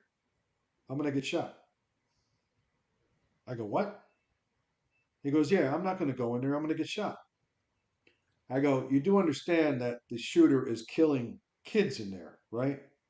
And you have an entire team. Yes, you may get shot. It is possible. But you need to make entry. And we've trained you and taught you how to make entry into a room, just like a special response team does. And he goes, well, my son's not in there. I go, WTF. I go, I can't believe that you just said that to me. Wow. I said, suppose, or let me flip it to this guy. And I said, suppose I responded to your son's school Wouldn't you want me to make entry into that classroom to try to prevent your son from being killed? Why would you expect me to do it, but you wouldn't do it yourself? That's a coward. And Everybody, he's like a I said, boss. exactly. Everybody's afraid. You just have to overcome. You have to fight, train, overcome that fear. The bravery is not the absence of fear; it's overcoming it. But this guy was a coward, and I could not believe he said that to me. And I said, you know what? I hope it never happens, and I hope I'm the guy that responds to your kid's school and can do something to save your son's life. Because obviously you're not going to do it for somebody else. And that's the stark reality. Not every cop can overcome that. We're not all the same. We went through the same training and everything, but we're not all the same. And unfortunately, I had to work with the guy. We were in the same district, but I kept my distance as much as I could because I knew the type of person that he is. I can't believe it's shocking. You But it know, happens. it happens. It happens. Not everybody's built for it. Some people just want the recognition and want to say how cool it is to wear the patch. In both professions, you see it in fire too, unfortunately. There's people that just Yeah. want to wear the patch and just want to collect the check. They don't care. They don't have the heart for it. That guy, I hope he's still not on the job because he definitely doesn't have the heart No, for it. he's retired now, fortunately, and it never came to pass. Good. I'm glad to say. So Good. What a terrible answer. But again, I appreciate it. Wasn't long winded at all. I appreciate how you broke it down. That was a very good insight. And like I said, I think most of my audience, they're not going to disagree with you on that one. Most of my audience is in lockstep with you, 110%. I'm going to merge airports and ports together because 9/11 happens. And as I've covered before with the NYPD guys and the FDNY guys who've been on the program, particularly the NYPD guys who worked, in units like counterterrorism or the bomb squad, 1993, the first attack on the Trade Center kind of got everybody's attention. Okay, something's going on here. And we see the attacks abroad, Khobar Towers in 96, bin Laden blows up the embassies in 98 in Africa. But it hadn't really struck American soil in such a way because 93, although a big event, 6 people died, thousands injured, the towers still stood. And even with the Colón in 2000, again, involving the U.S., but again, not necessarily on U.S. soil. 9/11 changed everything. And not only New York City, but every major city across America is wondering now, what are we going to do about terrorism? You have enough of an issue as it is with drug trades and trying to make sure you keep, a bottle on that. Now you got to incorporate this. Now you weren't the only one involved, but as fears were really at their crescendo in 2001, 2002, 2003, especially as the Iraq war kicked off, and now there's more concerns about more attacks. Tell me about the game plan for that. And again, same thing with active shooter, not revealing tricks of the trade, what you guys were able to come up with to tighten the security even further than you already had it after such a terrible tragedy. let's go with the Port of Miami. Security was very lax. You have the Port of Miami, the busiest, largest cruise ship port in the world, and it goes back and forth with Fort Lauderdale, which is neck and neck. You want to go take a cruise, you usually come to Miami, Fort Lauderdale. You got mega ships and lots of them during the season. And then you got the cargo side, which is very busy as well. Nobody gave a rat's ass about security pre 9/11. So then it happens, and if you recall, we had the National Guard in all the ports and airports following 9/11. You got soldiers walking around with M16s, and that was the visible security.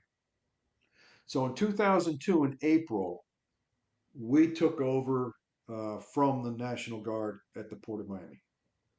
So the ports and airports are more homeland security than they are traditional policing. Security was really lax. And the state of Florida passed a new statute about deep water port security, 31112. And it enacted a whole bunch of new security regulations for the deep water ports in Florida. Miami-Dade Police had a very small footprint on the port prior to 9/11. After that, when we took over, Customs was the chief law enforcement agency for the most part on the port. Now we became the chief law enforcement agency. We had to come up with new security plans and lock that place down. I can tell you, Mike, that nobody in the cruise or cargo industries wanted anything to do with security because it cost them money. While the cruise lines had some security, they screen passengers before they go on board, just like at the airport. It wasn't really tight, and there was a lot of movement on the port. Areas were not locked down. When you go into the cargo area, that's a secured area. Okay, people were driving through. It was a free for all, and you have the longshoremen that work there. That, in my opinion, is a criminal organization. They know where all the drugs and the contraband and the stolen cars, and they know where everything's going on. I mean, they They got got the mob place ties locked. too. Exactly, Yeah. exactly. So we had to come up with all kinds of new security plans, and in order to enact those security plans, posting officers all over the port, checkpoints, checking passenger cars, random cars coming in, going out. We had to hire a lot of officers on overtime. So the contingent of us that were at the port, we had to train several hundred officers over the course of a few months so they can come work at the port, because the port is not normal police. Like I said, it's not normal patrol. You've got to learn the nuances of how the port functions. There's a lot of hazards, especially in the cargo area. Yeah, you've seen the container cranes, the gantry cranes at seaports lifting the containers on and off the ships, right? You've seen it on TV and in movies. That's a very hazardous work area. We have to train our officers. You do not drive under a raised container, because something could happen. And if that container falls on your patrol car, you're gone.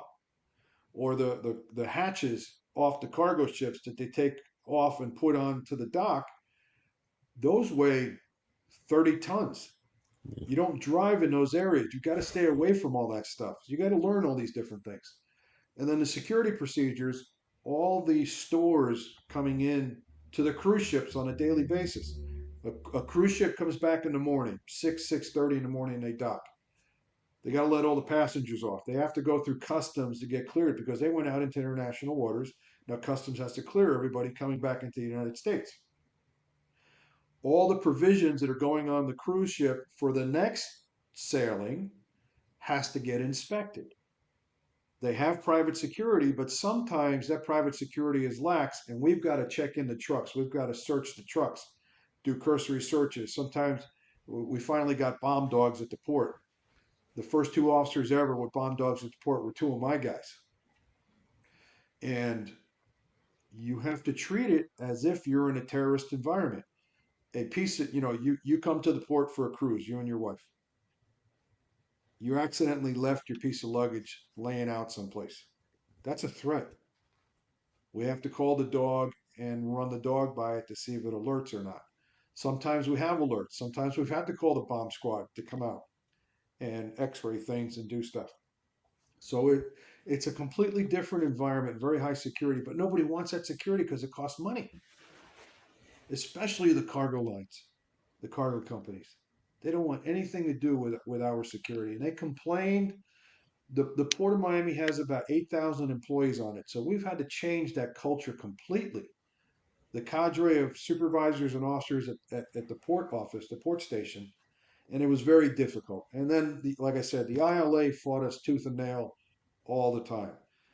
What we did have the power to do is, if you didn't comply with our orders, we take your port ID and you can't work now.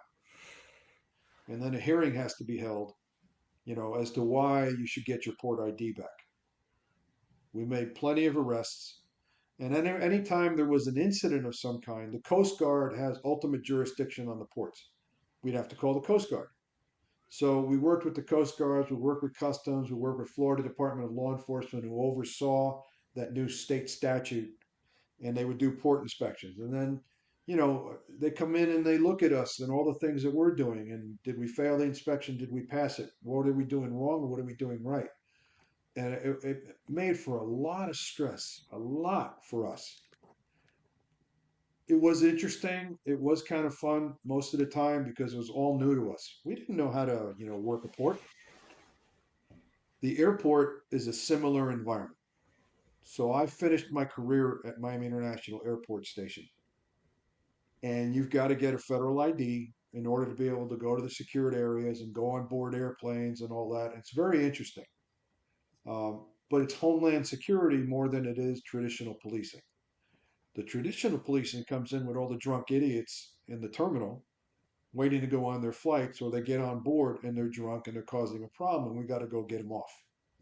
Um, but the rest of it is homeland security, working with TSA, finding things in the machines, guns. You'd be surprised, Mike, as to how many people try to go through a checkpoint with a gun in their bag. Oh, I forgot it was there. Really? You forgot where your gun was? Well, that's an automatic arrest, and the fine starts at $3,800 with Homeland Security. So they are two unique environments. They are economic engines for the county. Tens and tens of billions of dollars are generated by those two places. So you can see why people push back, because security slows that machine down. But we have to make sure that the public is safe. A bag left in a terminal in an airport,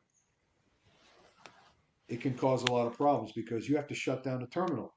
If something's wrong with that bag, or suspected, we've got to evacuate everybody at least 300 feet in every direction, because that's the protocol that we use.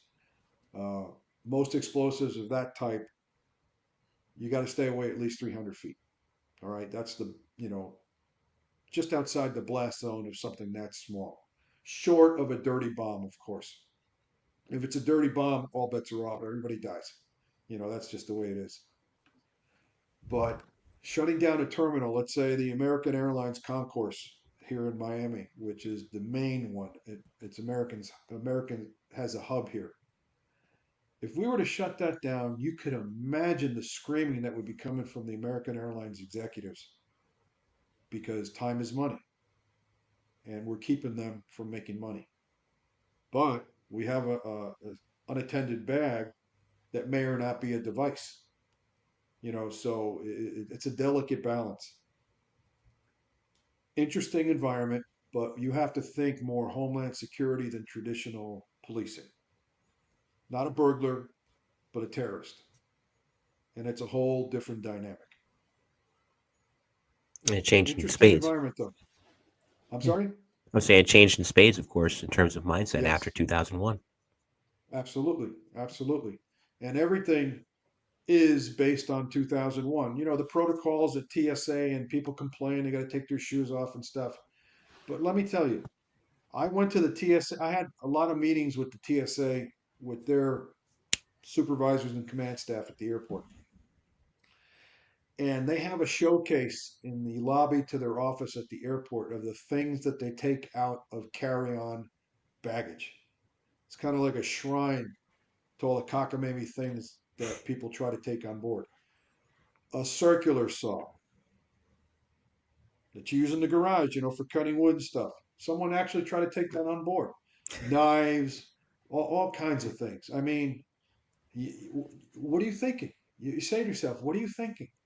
How did you think that you were going to get that on board? They're going to let you do that.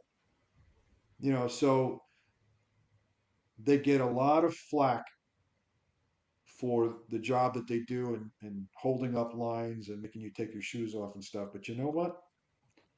I'm glad that they're doing it. I can tell you, having worked there, and the things that people try to get on board, even innocently, they don't think it's a hazard or anything like that. I'm glad that they're doing their job. Is it 100%? No, it's not. They miss a lot of things. They get tested all the time. Officials will try to get through with something, and if it doesn't get caught, then they hear about it later on.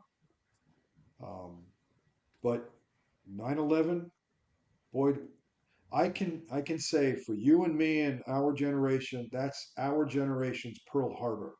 Without a doubt. It caught our attention. Hmm. Okay, it really did. I was working 2001. I was on midnights, and I was home asleep. My ex calls me, and she says, "We're under attack." And to me, being a war history buff and understanding what under attack means, I think we have incoming missiles. That's the first thing I thought. And I put the TV on and I couldn't believe what I was watching. And there's two numbers that I'll remember for the rest of my life. And I have a departmental ring, and I have it engraved on the inside. It's got our badge on it, and it's got my name and sergeant, my badge number, and all that. But the inside, I have engraved. If I remember, 374, no, 342 and 74. If I remember correctly, I'm getting older, so 343.71. three. There you go. 343 and 71. Thank you. How brave were those guys? I can't imagine. I can't imagine. You know, they knew going in that they may not be coming out. What do you say about that? You know? Nothing to be said. Yeah. Yeah. Yeah. And those stories have been told on this program before. The one that always, and there's many of them from the police and fire stories from the NYPD, FDNY guys, Port Authority Police too. I have a mini series on this show that focuses on retired members of the New York City Police Department bomb squad. It's one of a few mini series that I have, including this one. And one of the 23 New York City cops that got killed that day was a detective by the name of Claude Richards. He was in the bomb squad for about 15 years. Former Army Ranger, was on the Honor Guard during the Carter administration, had really lived a life. He was off duty in Greenwich Village that day. He wasn't supposed to get into work until 10 a.m. Saw what was going on. He could walk to work. Took his car. He drove an 89 Chevy Blazer, rode it down to the station, clocked in, got a jumpsuit on, got some helmets on, got a few of his fellow detectives and officers together. They shot down the West Side Highway, lights and sirens in a van, police van screaming down to the scene. First tower had come down.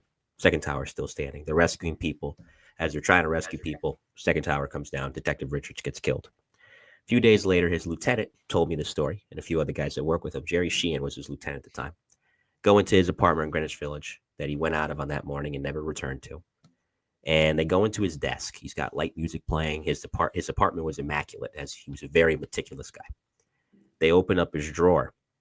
His detective shield, because detectives in New York, they never carry their actual shield. They carry a replica. They keep the actual shield safeguarded as a keepsake, is sitting there in its case. Below it, his last will and testament. Man knew, I'm going to walk out this door. Chances are I may not be coming home. Made the decision to walk anyway. Walked out that door, and there's a lot of people walking around today because of what Claude Richards and his team did that day. There's a lot of stories that have been told, but that one, to your point about bravery, always sticks with me. You know, you've done a lot moving back to your career. You'd covered a lot between training and, of course, being out in the field. 2020, 2020 was just such a crap year. We'll call it what we'll call it, between, of course, what unfolded on a national and later international level with, of course, Minnesota. And then just the pandemic on top of that. Wasn't an easy time to be anybody, let alone somebody on the front lines, whether you were EMS, whether you were involved in any portion of the medical field for that matter, fire, and certainly police. Were you, and that's the year you decided, of course, to go, were you thinking about going as it was? Did you age out, or was it that year that made you say, I'm done? There's no aging out.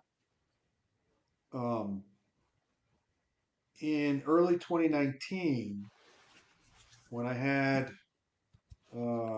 36 years, I started thinking about retirement, and I really was giving it some serious thought and saying, I've been doing this a really long time. Now, my last 2.5 years was at Miami International Airport. I loved it. And what a great place to work. It's so interesting.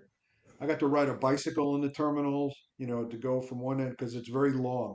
And the easiest way for us to get around is on bicycles. But I got to go on airplanes. I'm an aviation buff. I got to drive on the tarmac. I was having a blast. But I was getting long in the tooth. I was 50, ready to turn 58 that June. And I said, okay, I think I've done about all that I can do. The body hurts. Everything is sore. And I was, very busy with sports. And so between that and police work, I'm pretty beaten up. I went to my financial advisor at Wells Fargo and we said, okay, start putting the plan together. They have what they call the Envision plan, where they take everything you've earned and all your projected future earnings and your Social Security and he puts it together in a package. It takes a while, and everything my wife would eventually contribute to that package.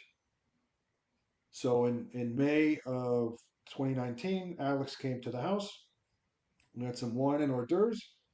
He laid out the plan, I said, bottom line, can I retire next February? He said, absolutely. Okay. So I started on February 8th, 1983. And since I opted for a retirement plan that I could pick my retirement date, I retired on February 8th, 2020. Nick of time. Exactly 37 years. And it was a Saturday. My partner Tony, one of the other sergeants, who was one of my canine officers at the port when he was an officer, and then later on we were sergeants together. We left the station. Tony drove me home, and that was it. It was over, just like that. But I decided to go. It was time for me to go. Do I miss it? Because I'm sure that's going to be one of your questions. Yes, I do. How could you not miss something like this that you've done for 37 years? Or 30 years, or 25 years, or 20? Because while it had its ups and downs and the internal politics and administrative headaches, we all hate that. Whether you're police or fire, you hate that. I had a blast. And I miss the guys, and I do miss the job. But I also know that it was time for me to go. And as soon as I went, I had my retirement party on February 22nd, and a couple of weeks later, we're in lockdown for COVID. So, like you said, 2020 was a terrible year. I didn't get to experience anything that my other colleagues that retired before me, oh, I'm so busy, I'm doing this and that, I'm getting to all the projects and we're traveling. Couldn't do jack, because we were, you weren't doing anything. And then my wife, she was laboratory director at a major hospital here. She was COVID central. Yeah. Stressed out to the max. They all were, So it was a bad year. Finally, 2021 started easing up, and then, I started to enjoy my retirement. The first year, I didn't enjoy it at all because I was locked in my house for the most part. Couldn't do much. Couldn't go play tennis. All the tennis courts were closed down, and I've been playing all my life. I got out on my motorcycle once in a while by myself because nobody could ride together. You got to stay away from each other, 6 feet, and all that BS. But Mike, it was time for me to go. We don't have an age limit here like maybe some departments do. But all in all, 37 was enough for me. I've got other guys that did around the same time, a little less. There's some that did a little more. We don't do, 20 and out, like let's say NYPD does. But what a lot of people don't understand, you do your 20 and out, you're only at 50% pension. And a lot of these guys have to go back to work. I didn't. I don't have to. Whatever I do for fun. My podcast, wherever it may end up going, my book, it's for fun. So now I'm over 5.5 years into my retirement. And it's all good. Nice. And I meet with other guys. We have breakfast together. We still get together. You maintain the contacts. That's what's important. Is that even though we're all numbers, and when you walk away, a lot, you're forgotten a lot. But you got to stay in touch with the other guys and spend time together and commiserate, and talk crap and, complain about this or that or the other. But you're just having fun, and we're happy. We're happy. We're glad we did it. Now we're glad we're out. And it's a good way to put it too.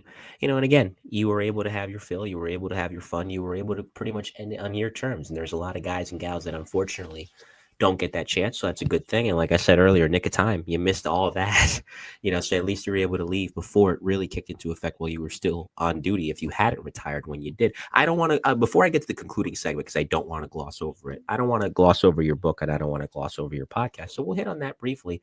As someone that has written a book, I can tell you, and I know you can relate to this, the process isn't easy. You have a lot of stories you can put together, but to actually streamline it in book form and make it coherent and make it flow is a very hard process. It's the same thing when you're starting a podcast. Just tell me about your process for both and what you enjoy most about both.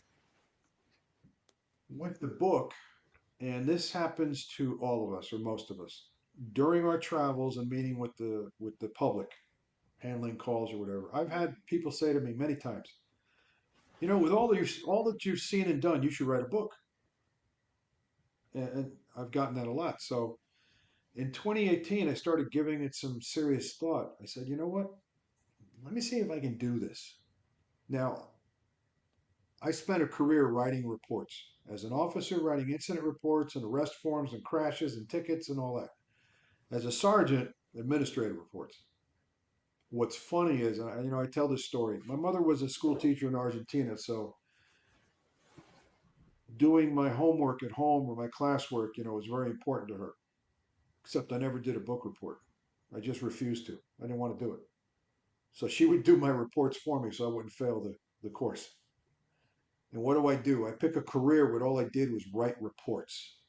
The irony, if my mother was alive today and that I actually wrote a book, she would be very proud of me, but then she would also grab me by the ear and go, "Oh, why did you write those reports in school?"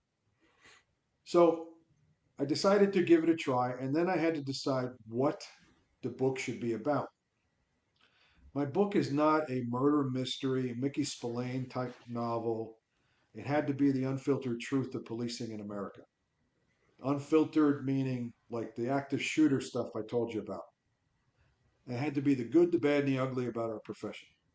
Because it's not all, boxes of candy and bowls of cherries. Okay, it's not. So I had to come up with all the different things that I wanted to write about. And like I said, it had to be unapologetic, unfiltered, in your face, because these are the truths about policing. I didn't sugarcoat anything from why someone wants to be a police officer, the training in the academy, coming out on the street for the first time, domestics, active shooter, um, use of force, which is a big one, right? Use of force and I ask this question of everybody that I talk to, any civilian. When you see a police involved incident on TV where force is used, does it look ugly? Sometimes, yeah, Almost most of the times it's going to, yeah. exactly. Yeah. But the question you have to ask yourself is, how did it get there? Right. Right? You go, where did it start and why did it end up that way? Because 99% of the time it's completely justified, but it looks bad. Mm-hmm. What was happening before the camera started rolling? Exactly. So those are the types of things that I wanted to talk about. I have a chapter on traffic stops. I have a chapter on body cams. I have a chapter on internal affairs and why internal affairs is needed. Absolutely. Okay. No, Yep. no, cops don't like internal affairs, but we need to have it. So I have a chapter on relationships. And the way that goes is starting out with you're young, you're in uniform, hopefully you're in shape. Girls like uniforms, right? And then the second part, the subchapter to the one that on relationships after the girls is marriage, divorce, marriage again and again. Because most of us of my generation are divorced and married several times. And then that segues into partners, the other marriage. And then I talk about what it's like having a partner and how close you become. So I cover all these different things that people take little pieces from in TV shows and movies, but it's never been put together in this manner. And I am not only telling my story, I have my stories throughout the book. I'm telling our story as cops everywhere because I'm not unique. I'm the same as all these other guys and gals around the country, or like I like to say in the Western world um, of civilized policing. We're all mostly the same. All these things happen to us. And to add legitimacy to what I was writing about and my stories, the last chapter is stories from other cops, things that have happened to them that include my brother, my son, and my niece, and a lot of folks that I worked with. So to make my point is that I'm not unique. These things happen to cops all over, and you've talked to a lot of cops. We have similar stories.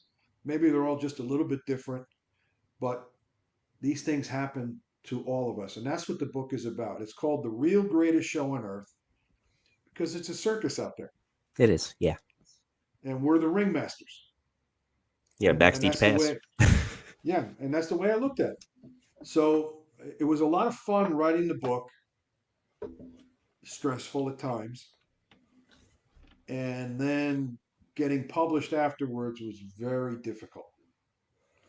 And I know you know that. Yes, I do. Um, but everyone that's read the book, police and civilian alike, I've gotten great reviews from it. And they say once they start reading, it grabs them. And that was my intent. I wanted you to feel that I was standing in front of you telling you a story. And it's worked out that way. I just wish that, I could get the book out, uh, nationally, with a lot of popularity. It's difficult. And then in the last year or so, I started thinking about a podcast. And my son, like I mentioned, he's my engineer because I don't know how to do any of the stuff that you do, Mike. Okay, I've got two left feet when it comes to technology. I can only talk. I can't do computers. So my son has set it up, and I'm early in my podcast career. I have three episodes under my belt, and it's called Sergeant Maverick, the podcast, and it's all things police work, politics, and life. So while I had my academy buddy Carlos, who worked for Miami Beach Police, not Miami-Dade, but we were in the same academy class. And then one of my partners, Tom Gilligan, who was NYPD for 6 years before coming down to Miami-Dade. And then Mario Gutierrez and his wife.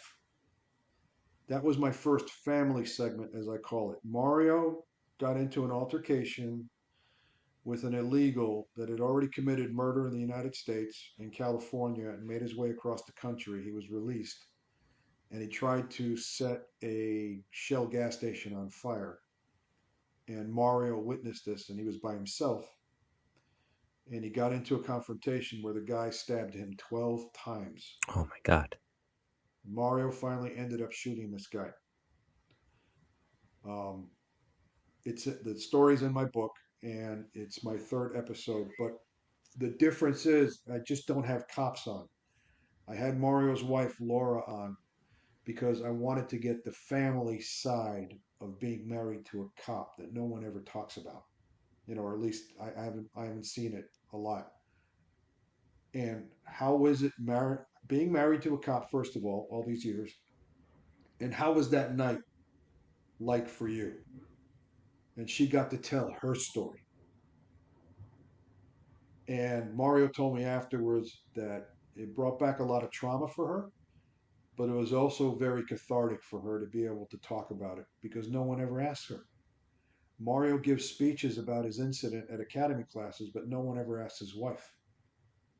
So in my podcast, I want to be able to get the family side of these things. My kids are going to be on. We're going to do an episode with my kids. What's it like having a parent as a cop? Right? Nobody talks about that. And then they get to trash me a little bit, whatever they're going to say. My nieces, they have two parents that were cops. What's it like for you? One's a cop, one's a nurse. And so I'm going to have them on. In addition, I'm going to be talking about health issues, My cardiologist has agreed to come on to talk about our cardiac health, what's important, the things you should be doing in your life, so you can have a fulfilling retirement.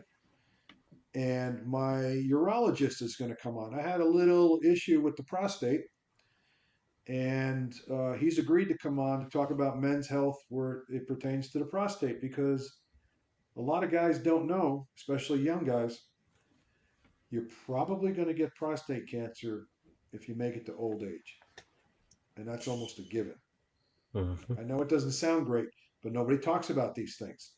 So if I can shed a little light on these things with some professional, medical people, I will. And then the other aspect of all things police work, politics, and life, I'm going to have my financial advisor Alex from Wells Fargo on to talk about those investments that we do as we're going through our careers. And you're putting money aside, which works for everybody. But we're not trained to manage money. We're never taught that unless you go to school for that specifically. So he's going to talk about proper investing. And then the other side of that coin is I'm going to have my accountant Tom on to talk about the tax implications on those investments when you start drawing them in your retirement. People don't understand that you may be putting money away deferred, tax deferred during your career, but when you retire and start using those funds, you have to pay taxes on it. And too many people get themselves into trouble by not paying those taxes. Next thing you know, the IRS is coming down on you because you withdrew $200,000. You didn't pay any taxes on it. So my podcast is going to be well rounded in that sense of not just police work and all the different things that come with police work. And for your colleagues, I have a couple of firefighter buddies on. I'm going to have on to talk about the fire service and then the similarities and differences between our jobs, right? And poke some fun at each other also. Yeah, we eat donuts and you guys lay around on recliners in your station watching football. I get it, and, we can have some fun doing that. Um, but I got to tell you, we, Miami-Dade Police, we always had a great relationship with Miami-Dade Fire. I'm proud to say that always gotten along with the fire department. Good. We're on scenes. It's great. And then these guys, they take care of us. I can tell you more than one time, I'm on my back looking up at a paramedic who's taking care of me. You know, he's the guy that's going to take me to the hospital. And that's happened a couple of times. So, one hand washes the other. We're both two sides of the first responder coin. And that's what the podcast is about. So, and also talking about stuff on the book. My guests that contributed to the book are also guests on the podcast. I'm sorry.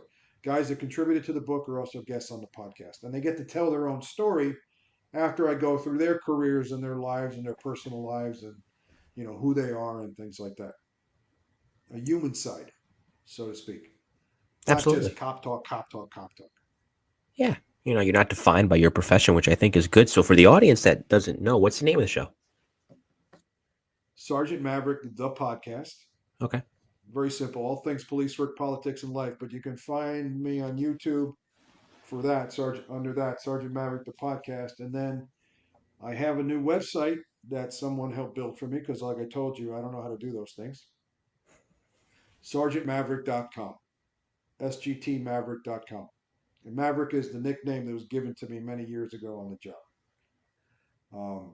And I've got all the links to the podcast as well as 16 opinion editorials that I've written for Jessica on thinkamerican.news. Most relating around law enforcement, some into politics because I do enjoy presidential politics. But it's all, most of them are from a law enforcement perspective of things that are happening currently. My last one was on Chicago police and their refusal to respond to backup ICE. Yeah, that was in the news. That was a big story. I can tell you in the police world, you never, ever not back up somebody else. Regardless of the politics, the ideology, you and I can hate each other, but I'll back you up. And that's the way it's supposed to be. So all that is on my website, as well, a bio for me and a lot of gallery a lot of pictures of me during my career with a lot of other guys, my family that are all on the job or were on the job. So, and this is a whole new world for me, trying something new in retirement, a new challenge, so to speak. I get bored, got to do something else. Keep yourself busy, keep yourself going. I like it. We'll get to the rapid fire momentarily, but first, a word from our friends over at the Ryan Investigative Group, of course, run by retired New York City Police Detective Bill Ryan. The Mike the New Haven podcast is proudly sponsored and supported by the Ryan Investigative Group. If you need an elite PI, look no further than the elite Ryan Investigative Group, which is run by retired NYPD Detective Bill Ryan, a 20-year veteran of the department who served the majority of his career in the Detective Bureau, most notably in the Arson and Explosion Squad. So if you need a PI to handle anything from fraud, legal services, and anything else that you might require, contact Bill at 347-417-1610. Again, 347-417-1610. Reach him at his website or the email that you see here. Again, if you need a PI, look no further than Bill Ryan and the Ryan Investigative Group, a proud supporter and sponsor of the Mike the New Haven podcast. Proud supporter indeed. Now that brings us into the rapid fire. 5 hit and run questions from me, 5 hit and run answers from you. You could say pass if you want. They're not necessarily hard ones, but you can if you want to. The first one is favorite memory from your early years on patrol. Chases. I don't blame you. High-speed chases. I don't blame you. They're pretty fun, especially the way you described them. Second, one training course. There's a lot of them, but what's one training course you believe every cop, no matter where they work, big city, small town, should take? There's 2. Okay, We sure. used to have a shooting course where you walk down what was known as Hogan's Alley with targets popping out at you at different moments. Either like the target's holding a gun or it's got a phone in his hand or something like that. And it makes you react, shoot, don't shoot scenarios. The other is ground fighting and knife defense. Mhm. You're going to dance during your career and you better be able to take care of business. Even if you lose, you got to get your licks in. You got to prevail. You got to survive no matter what. So I think a combination of those 2 things, because anything can happen either way. Absolutely. Absolutely. I like the way you put that. You're going to dance. Fight's going to be on. You don't want it to be on. You'd rather avoid it, but sometimes you can't, Right. as we've talked about tonight. Third, if this is applicable, maybe it is, maybe it isn't. But if there was, what's the most intense or unforgettable moment you had down at the port, or was it relatively chill? The port was pretty chill. Okay, It was. good. Yeah. It's a low key place. Just a lot of passengers and cargo coming and going. We never really had a major incident during my time at the port. So Good. That's the way we like to keep it. You've talked a lot too about supervising rather major scenes, and it could be anything. It could be a major MVA, it could be a shooting, anything that's going to involve a lot of units responding. What's the hardest part about supervising a major scene, and what should every boss, sergeant, lieutenant, and up know, in your opinion, about supervising those kinds of scenes? I was an instructor for major scene management with a group of really great supervisors where we taught sergeants and lieutenants how to handle major scenes. Be calm and methodically just start breaking down the scene. Okay. You don't have to yell and scream on the radio. You have to contain the incident, and you've got to set up your officers to do that, to contain the incident. Do not panic. Okay. No matter what's happening inside that box, it is your responsibility as the responding supervisor. Just keep a level head, stay calm, and start, as we call the plate, start taking things off of your plate because there's so much on there. All right, you've got this position, you've got to handle that. Give a supervisor that thing over there, you handle that. And before you know it, you're managing this scene. If you panic, it's all going to go to hell. You've got to be under control. That's probably the most important thing I could say to someone who wants to become a supervisor or sergeant. Um, like the Brits like to say, remain calm and carry on. Calm's contagious. So is chaos, but calm's contagious too. You want to let the former win as opposed to the latter. And the last question of the rapid fire, we kind of talked about it, but you can expand on it a bit here as we conclude. What do you hope civilians, we talked about cops, but what do you hope civilians take away from your podcast and your books? Number one, that we are like everybody else. We have families. We bleed. We hurt. We have suffer mental illness. We suffer alcoholism. We take our children to the games, to the theater. We go to the schools. We have Christmases. We have Thanksgivings. We do all the things that everybody else does, but also we go in harm's way, just like the fire service. When we run towards a danger, when everybody else is running away from it. When you see police officers and firefighters and military, thank them because they're doing this for you. Yes, we do it for ourselves, of course. These are our careers, but we do this for the public. And when you do see a police involved incident, do not jump to conclusions. Wait till the investigation ensues and peels back all the layers of this onion so you can see exactly what happened. How do we go from A to B or A to Z, so to speak? Sometimes it takes a little while to get there, sometimes it goes just like that. Mhm. But understand that we're human and we're also going to make mistakes. But we have our hearts in the right place and you can still make a mistake. But mostly that we're just like everybody else. But we do this job for the general public, right? We're here to serve and protect. Same thing you said the first day of the academy. Why did you want to be a police officer? I want to help people. You know what? I've been able to help people and I've saved lives and I put a lot of bad people in jail. And one of the things I'm proudest of is the officers I've trained and mentored. So that's who we are. Decent people doing extraordinary things.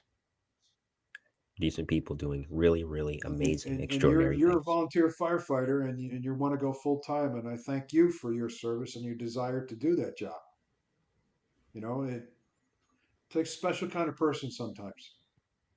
No, But we well, all come from the same ranks. We come from the general public. You're not bred to be a police officer or firefighter. It's just something that you find inside yourself.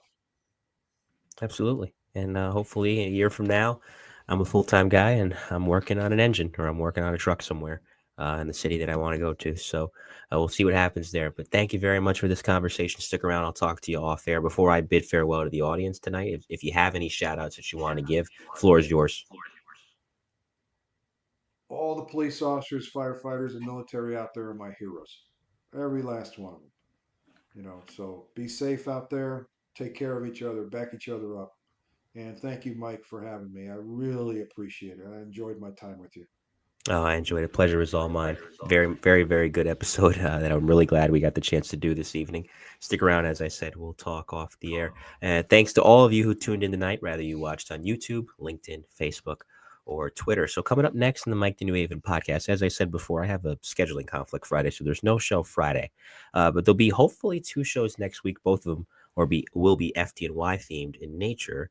And let me just double check my calendar here. So for November 10th, former Captain Steve Elliott, who did 33 years for the New York City Fire Department, will be here for what will be volume 77 of the best, the bravest interviews with the FDNY's. And if we're off and running for Friday, next Friday, 6 p.m., another FDNY captain, that's Nick Gaudiosi, who did 24 years, 1979 until 2003, also with the FDNY. He'll be here for volume 78. So it'll be FDNY week coming up on the Mike the New Haven podcast. Now, for those of you listening on the audio side, finally tonight from her 1984 album Self-Control, the late Laura Branigan plays us out tonight with Self-Control.